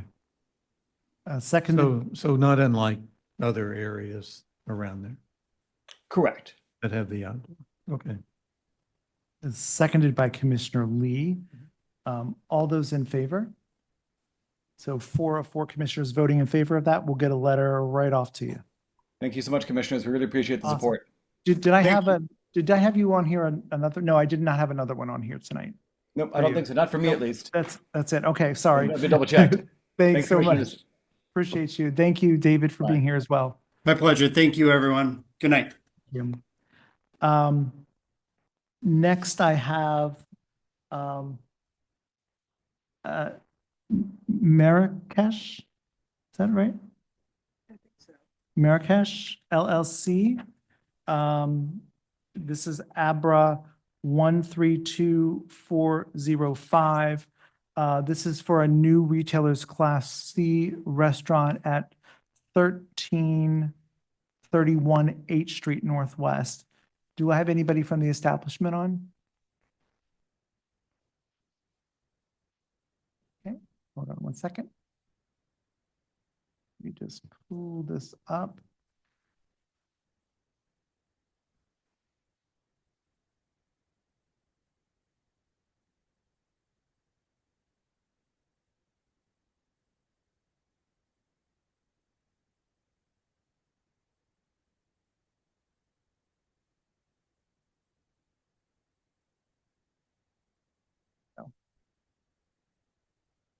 Okay.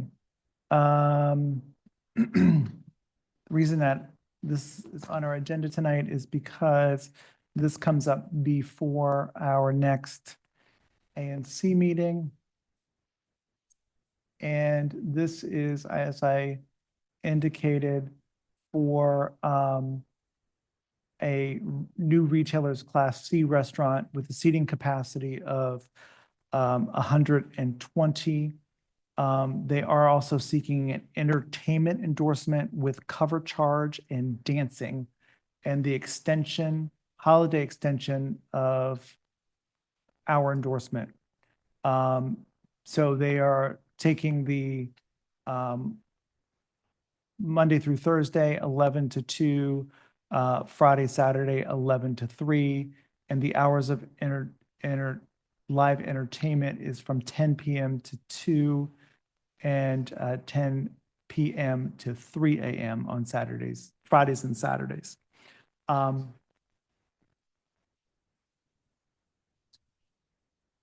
Oh, I'm so sorry. Hold on one second. I'll take care of that. My bad. You do it over there.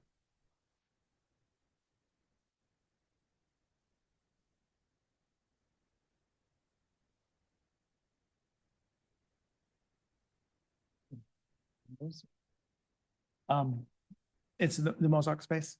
Yeah, it looks like it. Yes, I believe it was. Yes, in that building. There's not any residential around that No. area. No, No. but there is New York Avenue Presbyterian is right across Right. the street. And there's an unhoused residence 24/7, something. Yeah. This is all interior. Is what this is saying. I would move that we send a letter of support for this Second. property. Seconded by Commissioner Lee. All those in favor? So 4 of 4 commissioners voting in favor of that. And we will require them to hold the sound down. It's all interior No, to it. so Hopefully, there's nothing. there's no outside. Okay. Let's hope that it doesn't ricochet. Next we have Dakaya LLC. This is Abra 0882 296, substantial change to a retailer's Class C at 705 6th Street Northwest. And I saw Mr. Jackson was on with us.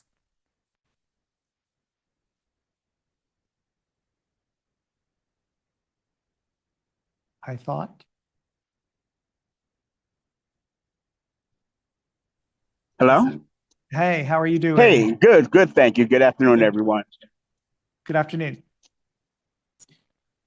For a Sidewalk Cafe. I'm sorry? The placards is for a Sidewalk Cafe. Oh, for a sidewalk cafe that you're adding. Yes, Sidewalk Cafe. Doesn't Takaya have a sidewalk cafe? No, what happened was we had a Sidewalk Cafe, and then we took it down because we couldn't have a Sidewalk Cafe and the streetery. So we're about to lose the streetery in July. I see. So we want to go back to having a Sidewalk Cafe. I see. And so that is that's the. So the city is saying that they want that area back for parking. For parking, okay. And so you'll be moving it onto the sidewalk there? Onto the sidewalk, correct. Yes. But the chairs will be moved nightly. Terrific. So there's no permanent fixture outside. That is great. And I think that I think I don't have any issues with this, commissioners. No, yeah, yeah, there is Cosmos. yes, it's behind. 715 Yes. I'd move that we send a letter of support for this. Second. Seconded by Commissioner Lee. All those in favor? So four commissioners voting in favor of that. Do you need a stipulated license? Yes, please. Okay. I'd move that we also send a stipulated license for Dakaya Sidewalk Cafe. Seconded by Commissioner Lee again. And all those in favor? So 4 voting in favor of that. We will get that off for you as well. Thank you, sir. Thank you so much for being here. And I apologize for not having my camera on. I'm at a military graduation, so it's a security. Oh, no. You are fine. You are fine. Thank you so much. Okay. Okay, thank you. Thank you. Okay. All right. How do I stop sharing? Am I sharing? No, I'm not sharing. Okay. No, all caps. Okay, there we go. Okay. All right, we're back. Okay. Next up, we have Galaxy Place LLC, trade name Chili Bistro. This is Abra 132485. This is a new retailer's Class C at 825 to 27 7th Street Northwest. And is someone from the establishment on?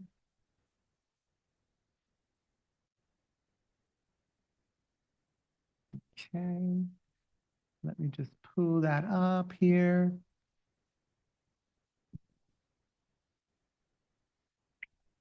So From Hooters. this is the Hooters location. Okay.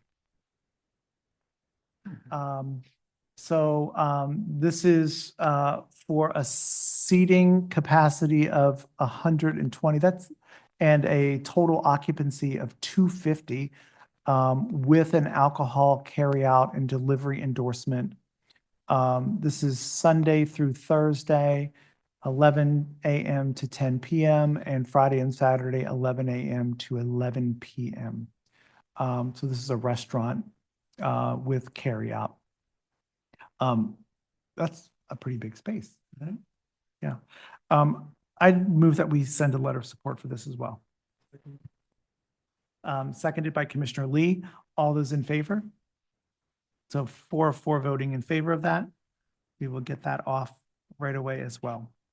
And finally, on the APCA list, we have Millbank Partners, Mass Ave LP. This is Alta Strata Embassy Row LLC. A substantial change to the retailer's Class C license at 1600 Rhode Island Avenue. Is someone from the establishment with us or online? Yes, sir. Cameron Mix from the Veritas Law Firm, counsel for the applicant. Hey, how are you doing? I'm doing well. How are you? We haven't seen you for a while. Yes, it's good to be back. Yeah, it's good to be back. Welcome back. So Tell us a this little- application is substantial change to incorporate a previously approved public space permit for the establishment for this hotel. Canopy is a restaurant within the hotel. The details are all stated in the placard are consistent with what is on the permit: 18 tables, 39 chairs, total square feet of 1480 square feet. I believe this permit came before the ANC at a prior time. Please correct me if I'm wrong, but this is something the hotel went ahead and did so that they could add this on. This is just the last step in having it reflected on the ABC license such that it can also be used for the service of alcohol. Got it. Got it. Yes, they did. This has been a while ago, I think, that this came. This is in my SMD. It's at 16th and Rhode Island, right? But Scott Circle there. Yeah. Yeah, I'm thrilled to see a restaurant really thriving again at that location. So welcome back to the neighborhood. Would you like to make a motion? I move that we send a letter of support. Okay, I will second that. All those in favor? Aye. Or four commissioners voting in favor of that. Do you need a stipulated license? Yes, please. I'd move that we also send a stipulated license for this establishment. Seconded by Commissioner Lee. All those in favor? Yes. 4 of 4 voting in favor of that. We will get that right off for you. Excellent. Thank you. Have a good night. Awesome. Thank you very much. Appreciate you being here. Next on our agenda, we have the Golden Triangle bid extension of the Streets for People exhibition, featuring the addition of 8 new artworks. This is a DDOT public space tracking number 471681. And do we have Andrew on or somebody? Yes. Good evening, Hey, everybody. How Hey, you how are doing? you? Very good, thanks. Good. Thanks for having us. My name's Andrew Huff. I'm with the Golden Triangle Business Improvement District, and my colleague Deirdre McWilliams, who handles our public art and activation, is also on the call. I'm just going to tee her up and then I'm going to hand it off. We're basically back to the commission this evening to request a letter of support for additional sculptures that we intend to install on public space as part of a grant from the district's Office of Planning called Streets for People. I'm just going to hand it off to Deirdre and let her run through the presentation. Thanks for having us. Thank you. Hi again, everyone. So I think we came to you in March with several artworks as part of this exhibition, and we're actually adding art to the exhibition, and so that's what you'll be reviewing today. So we received a grant through the Office of Planning, the Streets for People grant, and what we're really working on is bringing temporary public art to the neighborhood and use it as a catalyst to get people to Golden Triangle to shop, dine, linger, and enjoy the art. So we're adding an additional 8 pieces of art. This is just a slide of our prior experience. We have been working Golden Triangle in the public art field for about 15 years, commissioning art, permanent and temporary pieces. These are some pieces from our Burning Man exhibition. This piece here is by local artist Foon Sham, which we have along 17th Street. And this is our Love Hate installation that was in Farragut Square in 2021. So this is an overview of all of the projects, including the new ones. Starting at number 1, which you all reviewed in March, you've reviewed 1, 2, 3, 4, and 5. Those are the projects that you all have reviewed. And so you'll see those clustered. This is the 800 block of Connecticut Avenue, close to where the TISM is and the U.S. Chamber of Commerce. The White House is just over here. And so this is really where the exhibition starts. I'm sorry if you can hear my dog. leading down Connecticut Avenue, and then having artwork within Farragut Square. And then where we pick up with the new installations, there are these large notes here that will be illuminated. And what is so interesting about these notes is that it has a hand crank. And so they're self-powered. There's a system within called an accumulator, where when you use the crank, you crank it for 20 seconds, and it's not a hard crank. It's a very easy crank. You move it, and then it can get music and the light to play for about 8 to 12 minutes. And so those pieces are sort of framing the park. And then we will have these large scale instruments that also have a crank system that will play music. And we are working with local music nonprofits to be determined shortly of who will program each of these artworks with music. So a highlight, these are the new pieces. 4 notes, a banjo, a violin, a harp, and a treble clef. And then this is just some in situ renderings of what they'll look like on the street. I'll add too, as Deirdre flips through these, that as is our normal protocol, we've connected with the property owners at each of these buildings, and no one's expressed concern. Everyone's just really excited about it. And that's it. Awesome. Well, I just have to say that I love the art placements that you guys do in the Golden Triangle. I think it is fantastic, and is really adds to the vibrancy of the neighborhood. So thank you. I just want to say thank you for doing that. Thank you guys for supporting it. That's important to us. And being so creative at this as well. I move to send an enthusiastic letter of support. Thank you, Nancy. Seconded by Commissioner Lee, and all those in favor? Yes. So 4 of 4 commissioners voting in favor of that. So we will get that off to you. Thank you. Appreciate it. Is there a, this is for DDOT. This is for DDOT. Yeah, Okay. we're on their public space committee agenda for June. So the soon as you can get the letter Got it. uploaded, that would be awesome. I finally figured out the DDOT portal and actually did my part to sign off. Okay. As a good signatory. So Awesome. Thank you. Thank One more you. portal. One more portal. Next we have, thank you so much for being here. We appreciate you both. Thank you. And Deidre, I'll be certain to add you to the agenda next time. Sorry. DDOT, next we have DDOT modifications to the bus lane, travel lane configuration, and curbside regulation along I Street between 11th and 16th Street. Is Andrew on with us? Yes, I am. Hey, terrific. Hi there. Hey there. I'm going to go ahead and share my screen. I have a slide deck. Sure. Can you see this? Yes, you are on. Great. Thanks so much for having me. My name is Andrew Grinberg. I'm a transportation planner on the bus priority team at DDOT. Really appreciate being able to join you tonight. We're talking about a project on I Street that we are working on. And this is some modifications to our existing bus lane and the travel lanes and some of the curbside programming along the corridor.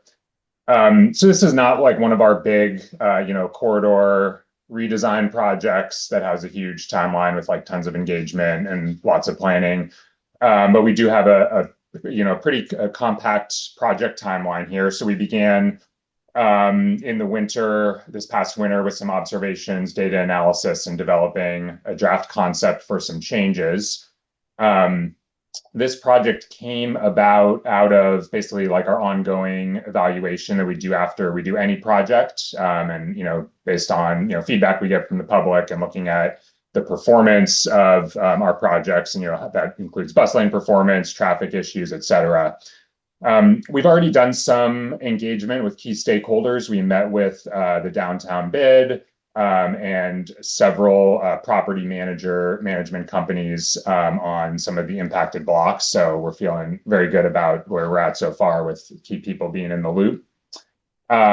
We're here presenting at ANC 2C as like kind of our main public engagement step.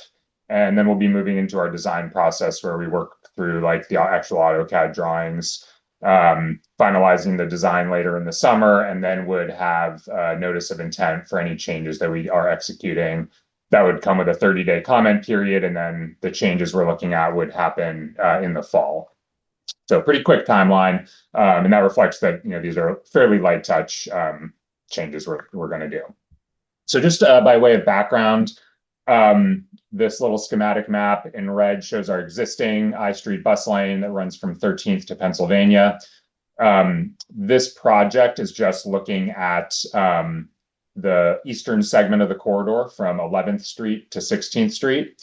So these bus lanes were built in 2019. We did some modifications in 2022, primarily to like alleviate some of the conflicts for turning movements. Those right-hand turns you can see in the images, the two styles of turns we've got on the corridor, the curbside configuration and the offset configuration where turning vehicles have their own turn pocket there.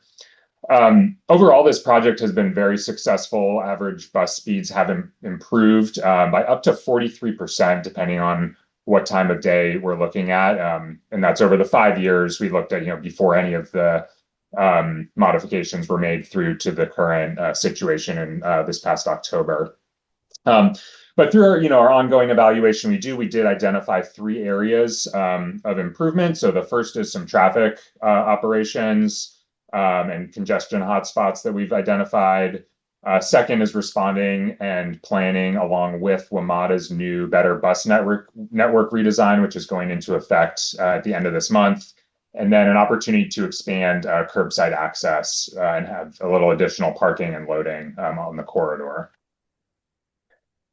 So real quick, this is a schematic map of the I Street bus service that we've got with primarily WMATA, but we also have 2 commuter bus operators, Loudoun County Transit and OmniRide. That's Potomac and Rappahannock. And I Street is actually the most heavily served bus corridor in the district. More WMATA buses go down I Street than any other corridor anywhere in DC. The tables below the map, and this shows the new routes. You're probably like not that used to these route names. Neither am I. These are all changes that are going to be going into effect on June 29th. The first section of the table here shows the number of buses per hour that operate along the different parts of I Street at the PM peak. So during rush hour in the afternoon, you can see like from 15th to 17th Street, we already have 58 buses. That's almost a bus a minute traveling down I Street. I put in bold the 2 places where we're seeing the biggest increases. So 14th to 15th and then 11th to 13th. And the reason we're seeing so many more buses on that eastern part of I Street is WMATA is taking advantage of our 11th Street bus lane and then routing buses to turn left onto I Street and connecting these 2 key bus corridors. So it's a good example of planning and infrastructure being done in conjunction with each other. So lots more buses on the eastern part is like the main takeaway from this, from that top part of the table. The bottom part of the table shows the number of boardings and alightings. An alighting is just someone getting off the bus at the various stops along the corridor. I put in bold Franklin and McPherson. Those are some of our highest ridership bus stops in downtown. So those are really big numbers, just to emphasize the importance of this corridor as a transit corridor and how important it is for our bus operations to work really well for all these bus riders. And I would expect, that I and 12th stop to see some of the numbers go up as we're seeing, many more buses stop there every day. So the first issue that we identified, folks may be aware that as you travel from east to west down I Street, the number of travel lanes changes. So it starts out with 2 lanes east of 14th. It widens out at Franklin Square to 3 lanes. for 2 blocks, then pinches back down after 15th to 2 lanes. And that merging action causes regular backups and congestion, even when it's not like a particularly high volume of traffic. That picture on the left is, queuing extending back through the intersection. Happens a lot. That was like at 11:30 a.m. on a weekday. No, not a peak time. And so that the widening and the merging is a problem for congestion, even though it's not like adding any actual roadway capacity to have those 3 lanes for those 2 blocks. So our proposal is one of the key things for this whole proposal is to have a consistent 2 lanes through the corridor. We run the numbers. 2 lanes is plenty for the amount of traffic on I Street. And so all the changes we're making is going to support having 2 consistent lanes, and we're going to do that in a few different ways. So on the 1400 and 1500 blocks, we're going to get that lane reduction by moving the bus lane from the curbside into the offset position, which means we're creating new parking or loading along the curb on the north side of the street. I'll get into a little more detail of what we're doing at McPherson, but we're going to basically be replicating the double bus lane style that we have at Franklin Square at McPherson. So that's the first issue. The second one is the increased bus service on the eastern part of the corridor and kind of what happens on the 1100 and 1200 blocks. So, the number of buses at the PM peak is going up from 17 to 39 buses an hour in the PM peak. So a big increase.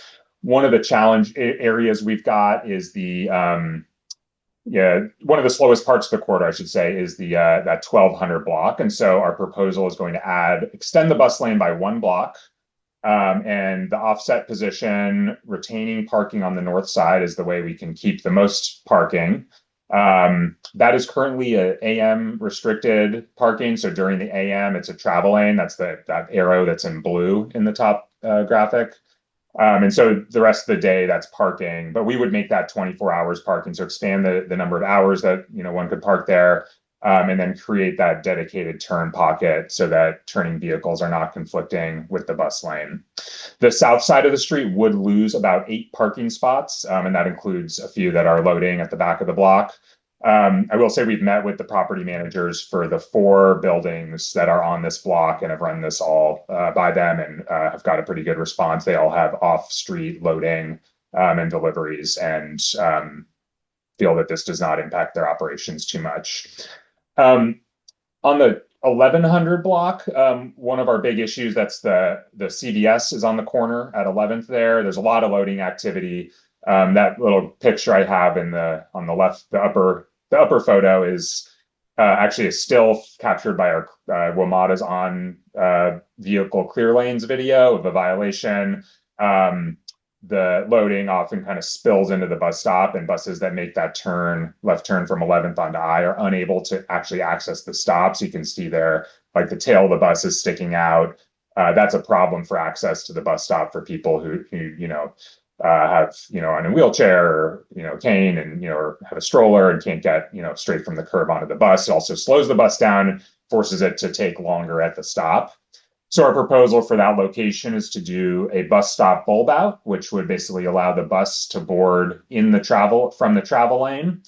And then that would clearly delineate where loading can happen and do that. That would happen just behind the bus stop. And so basically the geometry works a lot better for buses to make the turn, serve the stop, and then continue straight in accessing into the new bus lane there. The photo on the bottom, that's from 8th Street Northeast, one of our in-lane bus stop bulb outs. And so that's the style that we're planning for this location. So it'd be a nice poured concrete one at that corner of I and 12th, sorry. And then finally, the last thing we're proposing is at McPherson. This is a really busy bus stop. At the peak, it's almost a bus a minute, as mentioned earlier. Over 1,400 combined boardings and alightings every day during the week. So that's a heavily used stop, a lot of routes. Right turning vehicles onto the western leg of 15th are often conflicting. They're cutting across the existing bus lane through the bus stop. And so then what happens is, and because of the number of buses that stop here on a relatively short block, the buses can't get to the stop. They spill back into the intersection, and you generally slow down operations. So what we're proposing here is similar to what we have at Franklin Square with the double bus lane, and that just gives the buses way more space to maneuver in and out of that stop. And also the buses, I believe there's one route that's going to still turn right on 15th. They have an easier turn right without competing with cars. And we would be prohibiting right turns for general traffic onto that block. We basically looked at the numbers, the volumes of right turns that happen at that block of 15th would either happen at the previous 15th block or at 16th, and there's plenty of turning capacity at those locations, and the diversions are not like something that causes a lot of problems. So we feel that this should work no problem. So those are the three main issues and solutions we've identified. The overall impact on parking. So the one block that sees a loss in parking is that 1200 block. So the south side would lose about 8 spots. The north side would lose about 5, and that's to create the turn pocket.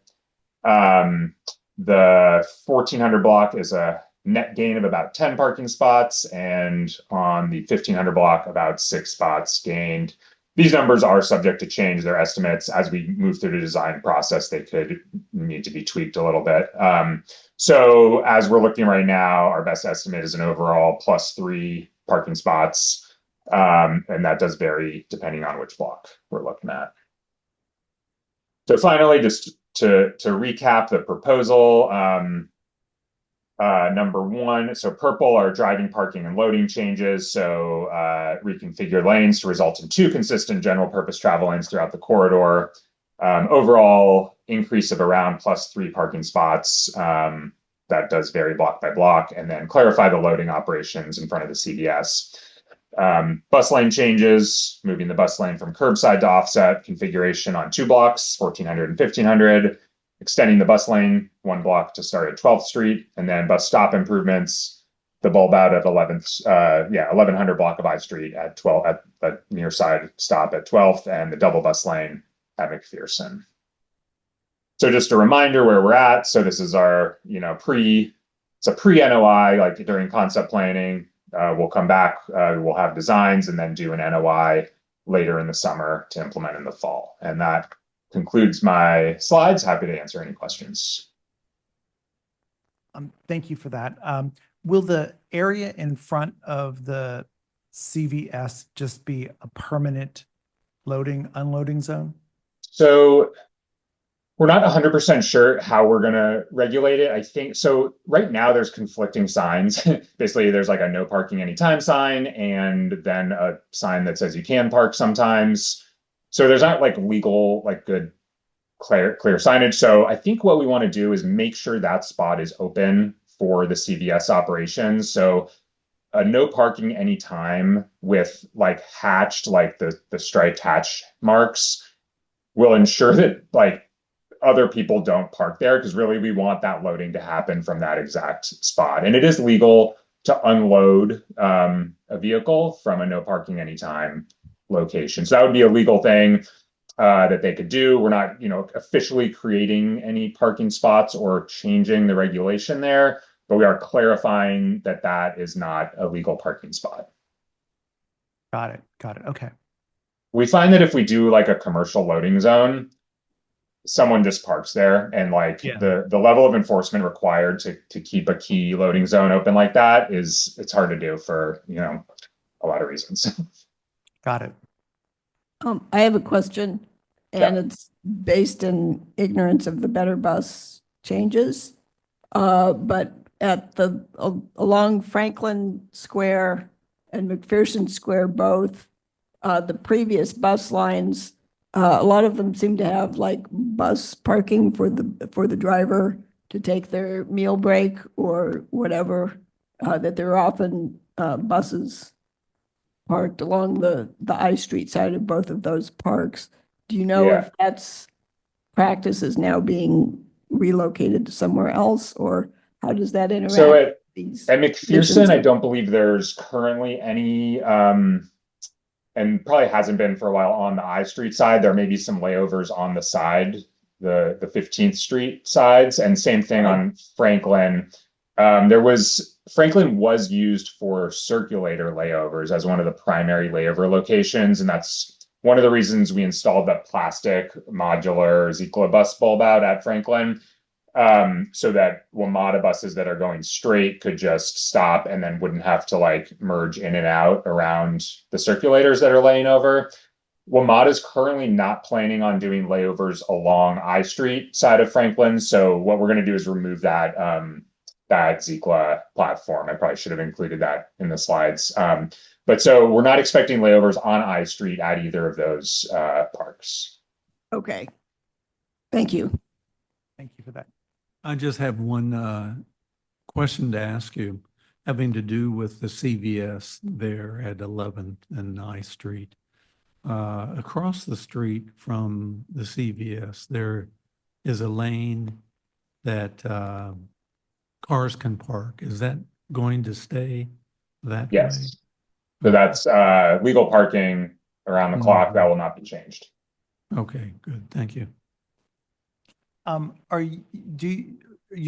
You're bringing this to us for awareness right now, or for feedback, and we welcome any feedback you've got. We're not like going through an alternatives analysis. We don't have like a lot of options. We're pretty clear on what we want to do. However, of course, we want to hear from the ANC if there's something we're missing. And that's like why we, first and foremost met with impacted property managers and with the bid to make sure we were, catching things. And we would, of course, extend that to you all and the public.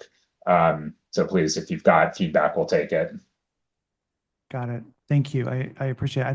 I think it looks great. Thank you for not doing one of these jagged lanes as traffic shifts over.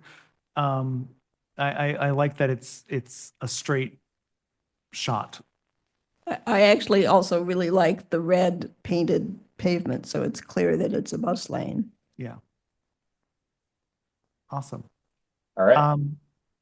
So, and you will issue an NOI? We will prior, like any project that DDOT does that changes the lane configurations, like traffic pattern or curbside regulation, requires an NOI with usually a 30-day comment period, and we will follow that standard practice. Got it. Terrific. Well, we will take a more detailed look at this, and but I think it looks great. I like the idea. Great. Appreciate it. Thank you. Thank you so much, Andrew, for being here. Appreciate it. Next on our agenda is 2001 Pennsylvania. This is a PUD modification for the approval for university use as a permitted use in the building. The university intends to primarily use the building for general office and administrative purposes, and will activate the first floor retail space for student-facing functions. Before we start, can we see if Jim Malik is on? He's our colleague from the Foggy Bottom Commission 2A. This is actually in his SMD, but it's right across the street from the corner of mine. Hey there, I am on, but I'm just here to listen. Great. I just wanted to make sure we acknowledged your presence. Thank you. Hi, Jim. Is someone from the building on with us? University's here. It's Kevin Days. Terrific. Hi, how are you doing? I'm doing well. How are you today? Good, thank you. Good evening. Thank you for the opportunity to provide an update on this PUD modification. This is my first time at your ANC meeting, and I'm pleased to be here, even if it's only virtually. My name is Kevin Days, and I serve as the Executive Director of Government and Community Relations at the George Washington University. I am joined by Lee Templin from Golston and Storrs, the Land Use Council for the university. In addition, I'm also joined by two colleagues from the George Washington University Adam Aronson, Interim Associate Vice President for Facilities Planning and Construction and Management, and Karen Zinn, Associate Vice President for Real Estate from the Office of Real Estate. Tonight, we are here to provide an informational update on the university's plan to modify the PUD at 2001 Pennsylvania Avenue Northwest. And we have a short PowerPoint presentation, which I will now share. Can everyone see the Yes, we can see. PowerPoint? Okay. Yes. Hold on, I am sharing the wrong screen. You're seeing all my notes. Okay. So as I said, we're here to provide you a quick update on the PUD modification for what the university plans to do at 2001 Pennsylvania Avenue, which is located adjacent to Commissioner Nancy Gough's single member district. That's the reason we're here tonight, is to provide your commission with this update. You can see on the map the building's location. That's the blue dot here, right across the street from the park there. I want to provide you with some background on the property. 2001 Pennsylvania Avenue is currently... I'm sorry, could you go back and show us the dot? I'm sorry, I missed it. Sure. Yeah, it's right here. I don't know if you can see the blue dot here in the upper. Thank you. Yeah, it's right across the street from, I believe this is the James Monroe Park. Got it. Got it. Okay. Okay. So I want to provide you some background on the property. 2001 Pennsylvania Avenue Northwest is currently approved as a 11-story mixed-use building consisting of office space on the upper floors, a retail space on the ground floor. The university recently acquired the property in late 2001 as part of its efforts to strategically meet administrative and academic space needs.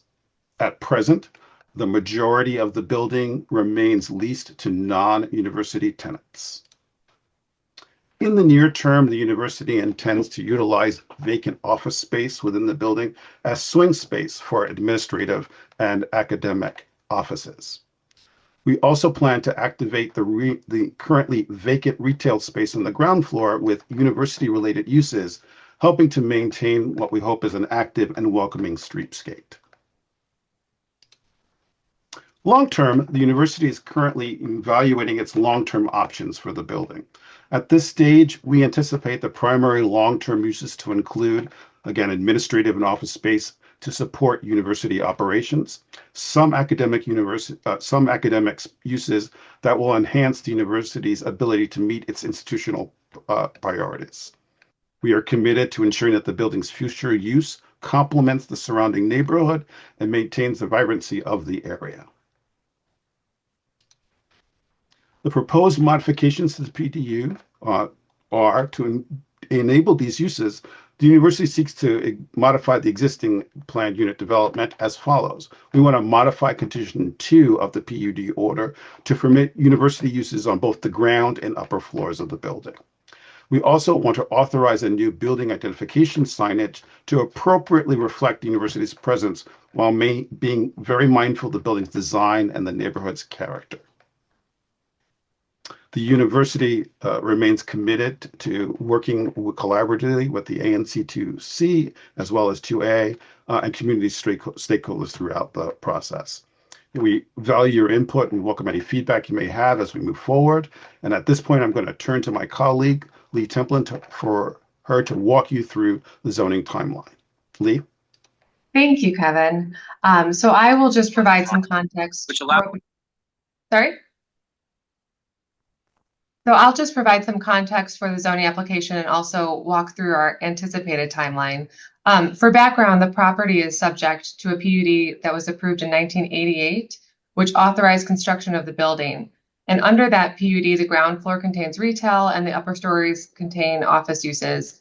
As Kevin described, the university plans to file a PUD modification with hearing application to modify the PUD in order to 1, authorize university use as a permitted use on both the ground floor and upper floors, and 2, authorize new building identification signage on the building. As a side note, university use is actually a by right use in the underlying zone, which is the D5 zone. But the PUD was constructed at a time when it was assumed that office was the highest and best use of the PUD. So there was no contemplation of other potential uses to go in those spaces. And because the uses are dictated by the PUD, it's necessary to modify the PUD to provide the university use, despite it being by right in the zone. The university sent out a notice of intent on June 2nd and plans to file an application for a modification with hearing in July. We'll then return here after filing to give a more detailed presentation with plans and to then request a formal vote of support. As Kevin mentioned at the beginning, we're here tonight because the property is located across the street, across 20th Street from ANC 2C, and therefore under the zoning regulations, ANC 2C is also an affected ANC. With that, I'll turn it back over to Kevin. Thank you, Lee. So thanks for your time and consideration. We look forward to any questions you may have and continuing to engage with ANC 2C as well as 2A and the broader community. I will place my contact information in the chat list, and I will be happy to provide a copy of this presentation to the ANC. Happy to answer any questions if there are any. Thank you so very much for that. Commissioner Groff has a question. Yes. Just sort of philosophically and conceptually, if the university now owns the building, I don't have any issue with signage consistent with that. But if the PUD originally required retail on the ground floor and you bought a building with the PUD in place, I don't see why the community should wave a magic wand and release you from the PUD obligations that came with the building. If I understand correctly, it was a bank I don't know if it's still a bank. There was bank signage on the, when I went by. My understanding is that at present that space is vacant. It's vacant, yes. So that whole part of the neighborhood, I just don't want to see loss of more retail on the ground floor for the vibrancy of the neighborhood. I think it's a missed opportunity for the university to provide a public-facing portion. I would like to know if the student senate or whatever your student government is has even been consulted as to how they might have an opinion as to how that space could be used in a public way with the neighborhood. You know, I can just sort of imagine like a student art installation or pop-ups for student-run businesses to be able to do a pop-up entrepreneurial opportunity with, you know, without having to negotiate a lease and all of that. I think there's just a missed opportunity here if the PUD original, I certainly will defer to 2A because it's in their commission and Commissioner Malik, it's in his SMD. I just am concerned for that. It's the far corner of my SMD, and there's Sure. not that much retail. We need to bring more retail back. Absolutely. We certainly understand your concerns around that. The university's position right now is that space has been vacant for a number of years. Yes. As you know, retail is hurting along that corridor. And the university's position is rather than leaving that space empty and waiting for a retailer who may come, we think it's a much better use of that space to activate it by putting student-facing services in that space, thus attracting traffic to that location in the city. We think that's a much better both short-term and long-term strategy to maintain the vibration, the corridor, because we will have foot traffic. We will activate that space and people will be going in and out of that space, which then will provide support to the existing businesses. So that's the university's position in terms of that space. It's not as if we're taking away a retail space that is currently being used. That space has been vacant for a number of years, and we just think it's much stronger short-term and long-term strategy to activate that space right now to support the existing businesses that are already in that location. Yeah, your point is well taken about it being vacant for some time. I just think that it behooves all of us to look for, I'm not quite sure what you mean by student-facing Yeah, I was gonna functions. Is ask that like a a financial aid office or a don't counseling think- center, or I what? think what there does are that even mean? several, yeah, I think there are several issues that the university is looking at in terms of what could be placed there. I don't think that the firm decision, but the idea is to put a student-facing service like career services in that location, which would drive traffic to that space.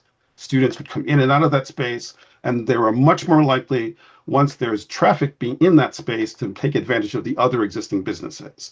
So rather than waiting for some possible future retailer, we think we should activate the space now, drive traffic to that location, and that's a way to maintain and support businesses, especially small local businesses that are in that location. I'm not suggesting a future retailer. I just think that there's an opportunity here that the university could be public facing in a way that empowers student activity to be public facing. And philosophically, I am opposed to releasing the PUD obligations of a property that was bought with those obligations in place. We certainly understand that. Well, and as if I can just add on, as Kevin mentioned, I mean, the point of the PUD, the retail at that time, was to activate that corner. And we've actually kind of pulled some data, and it appears that there's about 30 retail vacancies around in excess of 100,000 square feet in the area of vacant retail. And so it's our position that, as Kevin mentioned, that the university use will actually activate that retail space more than retail at this moment, because it will likely remain vacant, if that makes sense. I'm not quite sure where this is headed next with the zoning process, and 2A obviously has much more standing here. So go ahead. I'm sorry. No, I was going to say, so you are going to file the request for the modification of the PUD in July, and then you would be coming back to us with a formal, with a more formal presentation that will show you plans for the signage, how we might use the space, and then at that point ask for an official letter of support. Got it. I would, yeah, I kind of, I'm looking at, listening to what Commissioner Groth is saying about this, that I think there needs to be a community facing activity here. It needs to be a community benefit, because what we're basically, That's what a PUD means. yeah, what we're basically saying is that we're giving these spaces up because we don't think we can fill them. And so we're taking that benefit away from the community. So the concept that I would put back to you is, what would be given in exchange for the community, the modification, like to make it a community benefit? Well, as we said, our position is that the university use activating the street will be a benefit, but also public benefits and amenities, that package it's typically negotiated at the outset of the PUD process to balance the development incentives sought by the applicant. Here for a PUD modification, it's really only when a modification is seeking additional development incentives or modifications to the prior benefits that's kind of renegotiated. And it's our position that this street activating use, that as Kevin mentioned, it will be student facing, the use in that ground floor, will provide a benefit to the community. Yeah, understandably, but you're not actively doing anything to create a benefit to the community. You're going to put a space in there that we don't know what the space is, that may or may not attract students to it to come down the street. So there's all these ifs I have about about this process. And it was purchased, a PUD was put in place because there was a need for community benefit from the development of this structure to have retail space on the ground level. So I'm just, I kind of agree, like, well, if you were, yeah, I think that there needs to be some discussion, some broader discussion around how the community benefit is going to be maintained. Because I don't think that saying that additional students will come down the street to an administrative building to some service will actually necessarily benefit. So I We would hear encourage. that we hear that concern, and we'll take back this feedback. And as I also want to say, we will also be making a presentation to ANC2A. Yeah. Also, so we hear your concerns. We'll take this feedback back, and we'll be back probably at the end of the summer or early fall. That sounds great. That's awesome. But thank you for being here, and thank you for providing us with an update. But if you please share the PowerPoint so that we can just go through it in more detail, that would be great.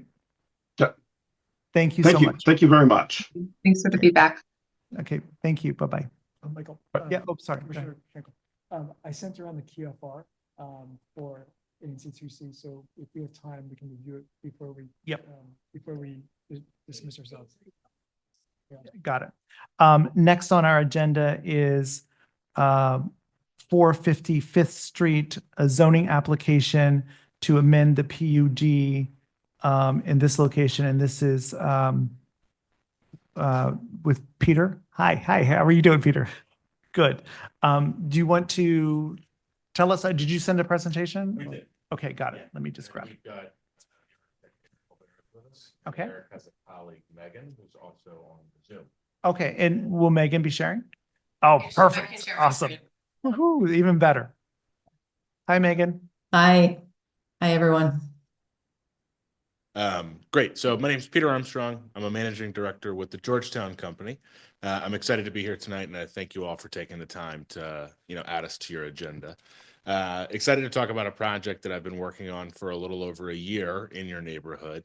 About a year ago, Georgetown, I got a call from the lender that controls the office building at 450 Fifth Street Northwest. It's a commercial office building that was constructed in the early 1980s under a PUD. It began its life as the Georgetown University Law Center, and over time there's been a series of different office tenants. Today, it is fully leased by the United States government. 2 divisions of the Department of Justice operate within the building. Those 2 divisions are leaving at some point in the near future. And so rather than just, sell an empty office building, the lender and the property owner retained Georgetown to start working with a team to do a serious exploration of, can we give a new use to this asset? Can we give it a new life? And as we really dug in, we got more and more excited because, what Eric and Megan will walk you through is a very exciting opportunity to give a new 50-year life to this building and take a commercial office building with some modest interventions and construct approximately 500 apartments. What brought us here tonight is, as I mentioned at the beginning, the property was constructed and operates under a PUD. That PUD does not permit a residential use. So we need to do a minor modification on behalf of the property owner to allow a residential use to come to this project. So I'm going to turn it over to Megan in a second, but we've worked, the site also sits in the United States Commission of Fine Arts review zone. And so we started, as this project got more and more exciting and more real, we've worked all fall with the CFA and HPO staff to start reviewing different design, elements. We ultimately presented the concept design to the U.S. Commission of Fine Arts in February, and we're fortunate that we got, concept design approval in that month. So with that, I'm going to let Megan take it away to walk you through the design, and then I'm happy to answer whatever questions the commission has. Thank you. Great, thank you. Good evening, everyone. My name is Megan Mitchell, and I'm an architect with Eric Colbert and Associates. Everyone can see the screen. I can see the screen on the little image. Okay. So this first image is our vision of what this building can be. We are taking this 1980s brutalist building and trying to utilize what we can of the architecture. It has some really good qualities about it, and we're trying to enhance those qualities and then add a softness and a lighter kind of woven skin that makes the building feel a little bit more residential, pulls it to the ground a bit more. Oh. Just to remind everyone, the location of this site is on 5th Street, between 5th Street and 6th Street, and E Street and D Street. So right across from the courts buildings, right down the street from the National Building Museum. So a location where there isn't currently a lot of housing. And this is the existing building, kind of showing all 4 sides of it. You can see that it's a little bit worn at this age in its life, but it is it's a really good, solid building. There are a lot of great qualities of the depth and character of light in this building. And it's a very heavy, sturdy building. So we feel like we want to be sustainable about developing this site and using as much of this building as we can.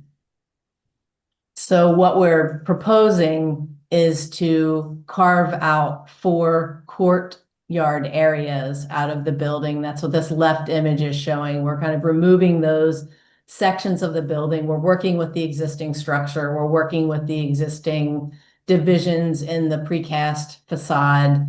And then we are adding a little bit of building on the top of where the building sets back. We are adding a habitable penthouse area. And then we're kind of extending these 2 little middle wings out a bit. And we're adding a 1-story kind of gallery glass entry to connect everything back to the 5th Street side. So I'm going to just mostly show you a lot of views of this proposed design that, we've been studying for quite a while with CFA and HPO.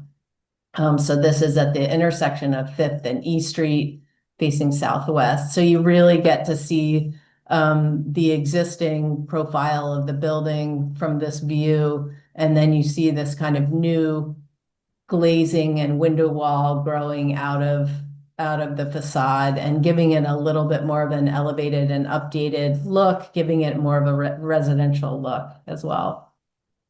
This is the head-on view showing the entry along 5th Street. We have this low 1-story interesting kind of connection that pulls the building a little bit closer to the street and starts to weave the landscape and the building back and forth. Just wanted to show the ground floor and how it's still maintaining an entry on 5th Street and then also on 6th Street like it currently has. We do have residential units on the 1st floor with private terraces, and we're maintaining the existing curb cuts and loading docks along 6th Street. And then really enhancing the landscape around the whole site. We're also carving 2 courtyards that drop down to the lower level in the existing building so that we can have some apartments that face onto these courtyards as well. And there are 2 other additional below grade floors of parking that we're hoping that we don't really have to touch and that can just stay in place as they are.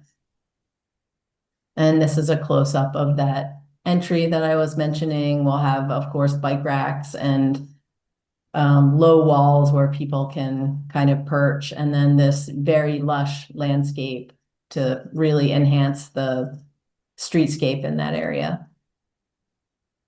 And then this is the view of the entrance on 6th Street, which the grade changes along 6th Street. It kind of goes down, and so there's an elevated entrance along there, and then we also have a handicap ramp along that side. And again, pulling that lush landscape through the base of the building to really activate the ground floor facades and make it more friendly to the street.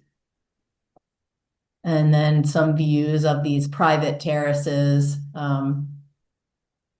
that again connect it to the street and activate the facade.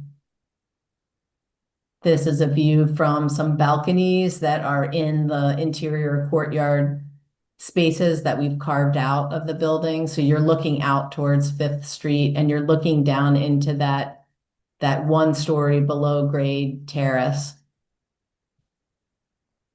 And then on the south side of the building, on the upper floors, we're actually removing some of the windows in the facade and creating some outdoor terraces. So those will be beautiful, outdoor rooms that will get these amazing views of the monument and the whole monumental core. So I won't go through the floor plans in detail, but this just shows you that the areas that we're carving out, and then this kind of symmetrical layout of units on either side. We've tried to develop a very efficient plan to utilize the building as efficiently as we can. We are reusing the elevator cores, the loading docks, as I mentioned, and the parking levels. And then these are the top floors, the 9th floor, 10th and 11th, and then the new penthouse floor, and then a rooftop with mechanical equipment. These are the elevations of the building. I think we've looked at the views of the building, so I won't go into detail again, but you can see the relationship of the street elevation and how along 6th Street the elevation slopes downward and how that relates to the building. And then the north and south elevations, where again you get that stamping of the original architecture, and then the new architecture kind of weaving into it. And then this last slide shows a section through 5th Street showing the sunken courtyard and these court spaces, and just how the building kind of relates to the street, how the light will really be beautiful coming in on the east and the west side of the building. And that is the last slide. So are there any questions about architecture? I can fill in a few other pieces of context about the overall project. Go ahead. The sunken courtyards, those are only accessible to the units? Correct. And there's 2 sunken atriums today on the 5th Street side of the building. So it's basically, an homage to what's there today and recapturing some of that space as you bring light and air into the core. Does this building have, or did it have the McDonald's in it? Yes. Oh, it did. Okay. Much like, I think I was told like 2015, I think it went out of bit, or they just didn't renew the lease. Yeah, there was Something, McDonald's on the north side. I was trying to Yeah. vision the building, but yes, okay, gotcha. Yeah, I remember the McDonald's from my jury duty days. Yeah. Yeah. So yeah, exactly. I just have a question about the project. Sure. More than the architecture. Sure. With that many units, is this subject to affordable housing requirements? We have proposed as part of our application and benefit package to set aside 8% of the new density for the IZ program as part of the PUD package. 8% of the units of 500, so that would be 40 units. At what level of affordability? We've proposed splitting it 50%, 50% at 80% AFI or MFI, whatever the term of art is. Right, whatever the acronym is. 60. Okay, so I'm sorry, say that again. Half of it at 60% And half of it- MFI, and then half at with 80. 80, okay. Yes. Yep. And is there an intention for the roof area to be? Amenity. Okay. Yeah. Yeah. So at 500 units. For people gathering. Exactly. So it's, you know, amenities exclusive to the residents of the building. It would be your standard, you know, market package of some sort of event space up there. There will be some units up there and pool and outdoor space. Yeah, pool. Chest height or? I don't know the final depth, but we've told Eric's team it needs to be something you can stand in. We want something deeper than ankle. I don't know if we'll get a full, you know, waist, but we are eager to have a pool. We think that's super important for long-term viability. This is gonna be all rentals or? Right now, the plan is all rental, and that's what we proposed in the PUD package.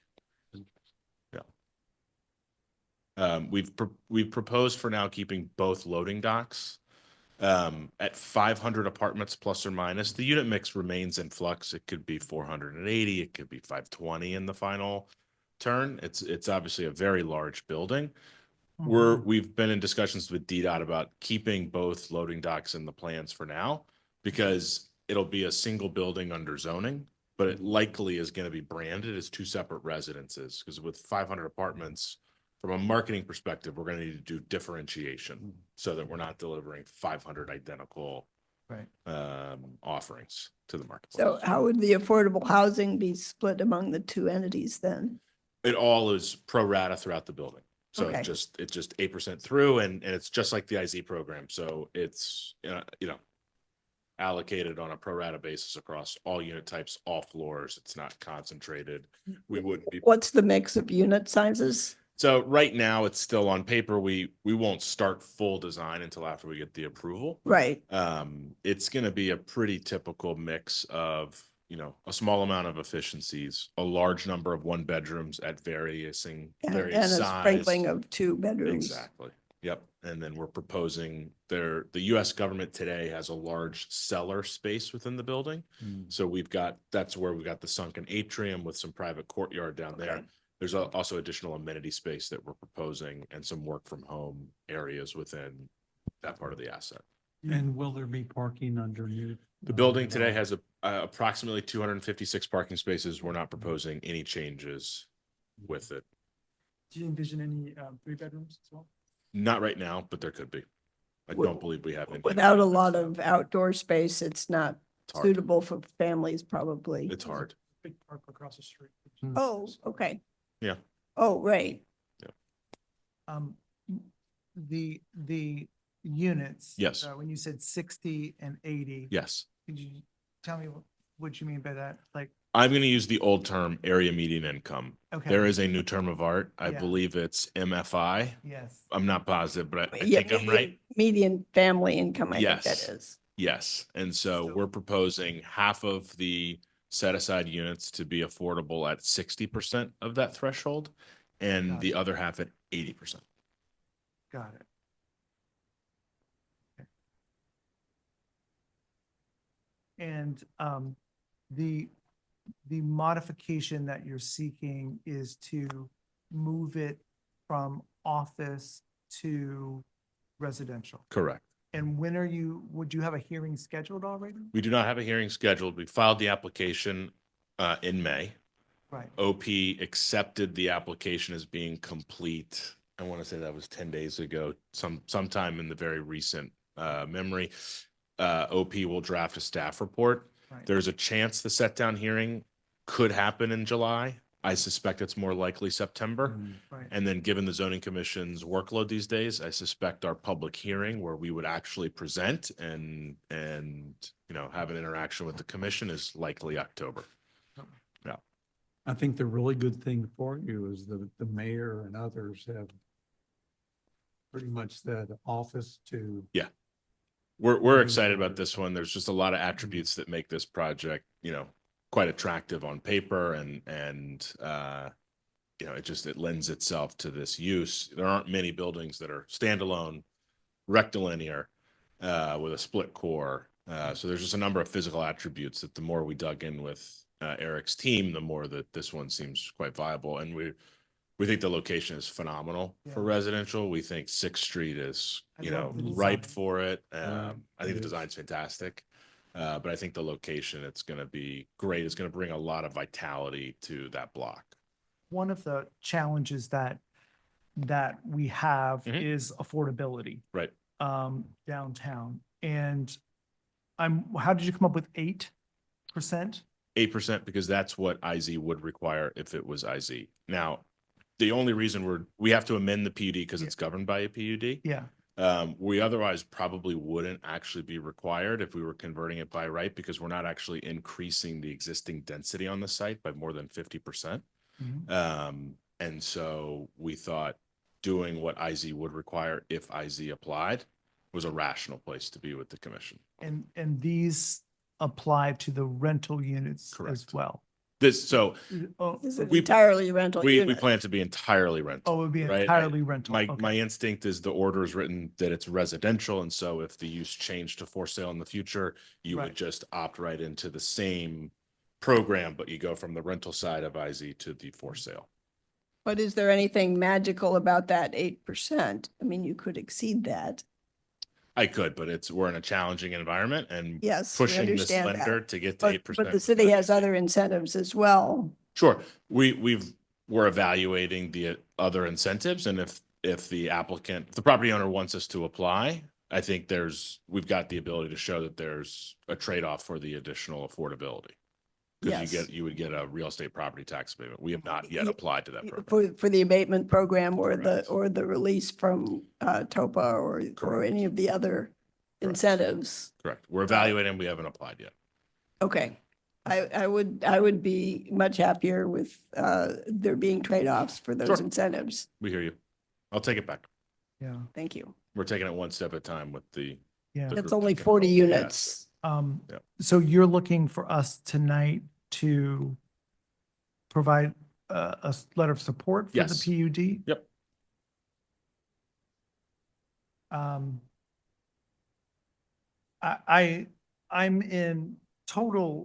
in support of the PUD change. I need to know a little bit more about the negotiation of the other incentives and how that will impact the PUD. So how do we want to do this?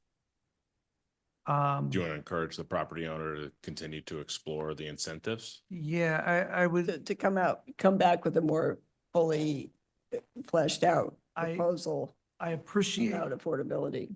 The proposal that's on the table is what's in the PUD application. That's where we've gotten the current property owner comfortable with. Yeah. The additional affordability would be as part of a broader application to an incentive program. Yeah. To make that trade-off. Yeah, I'm just reluctant to voice support if there's other sweeteners coming. Yeah. I'm in support of the PUD change. As am I. Yeah. Can we give some kind of conditional encouragement or? Yeah. So I would move, I think. Are we looking for more? Yeah, I'm looking for it. Obviously, the economics of this has to work overall, but if they get other incentives from the city in terms of either the tax abatement or the release from the TOPA, which is huge in the future, why should we that somehow should be reflected in the overall economics of that would support more than 8%. The concern is we have to be careful trying to not overload. Yes. Otherwise, Of course. Of course. I just think that there are other unknowns that could change the. Given the city's budgetary situation, I'm not entirely sure where that's going to, and considering, potential for inflation is upcoming some of the supply shocks in Asia. Yes. Well, we'll get another shot at this though, right? I tell you though, I agree with Thomas here, and I think the idea within our ANC. Please use the mic. That's what they're asking. Okay. And certainly within our ANC, we need more residential units Yeah, because, particularly one of this size, and that's But totally affordable. impressive but to but me. affordable. Yeah, I have 10 conversions in my SMD, Yeah. so, but Um, none of this size. Do you want to propose a motion? I mean, I just be happy to support the, maybe encourage more units, maximize the units so that. Or we can encourage the maximize- property owner to continue to pursue But- additional incentives that would Yeah. allow the That property would to allow the- provide additional affordable housing. I Yeah, think that sounds awesome. encouragement helps me continue to Yes. work with my stakeholders. So support for the PUD in and of itself is wonderful. Yes. And a strong encouragement to continue to push the property owner to explore The- other avenues and ways to increase affordability, I think would be welcome.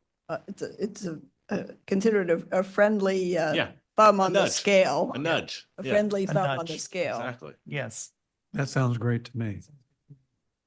I'll so move that. Second, Seconded. All those in favor?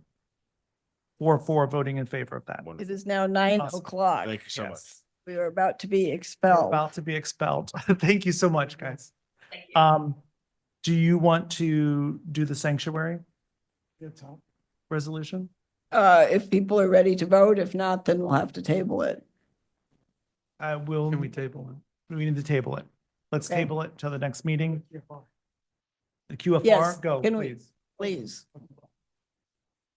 I just emailed it to everyone. Please take a look at it. Can you, I'll pull it up right now. Is there substantial change to what was already uploaded? I just reviewed it. It looks fine. Okay, if what I sent out yesterday is substantial, I move that we approve the second quarterly financial report. got it. Thank you so much. Second.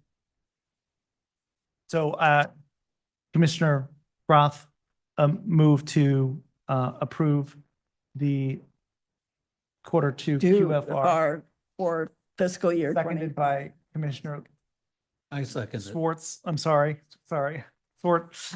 All those in favor? Yes. Okay, 4 commissioners voting in favor of that. Get that baby off. Awesome. Okay. A motion to adjourn the meeting. Second, Done. done. And not too soon. Not too soon. We're gonna get kicked out. Awesome. Did you just say the band wants to? Yeah, I'm not the closet. Yay. I'm gonna move this out of the way so that we can move, otherwise I think we would be practice. Yes. Okay. Oh, awesome. Thank you, guys. Thanks for coming.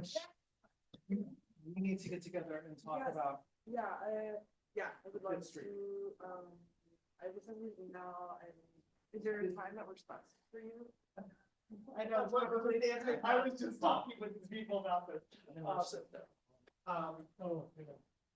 We'll find the time. Okay.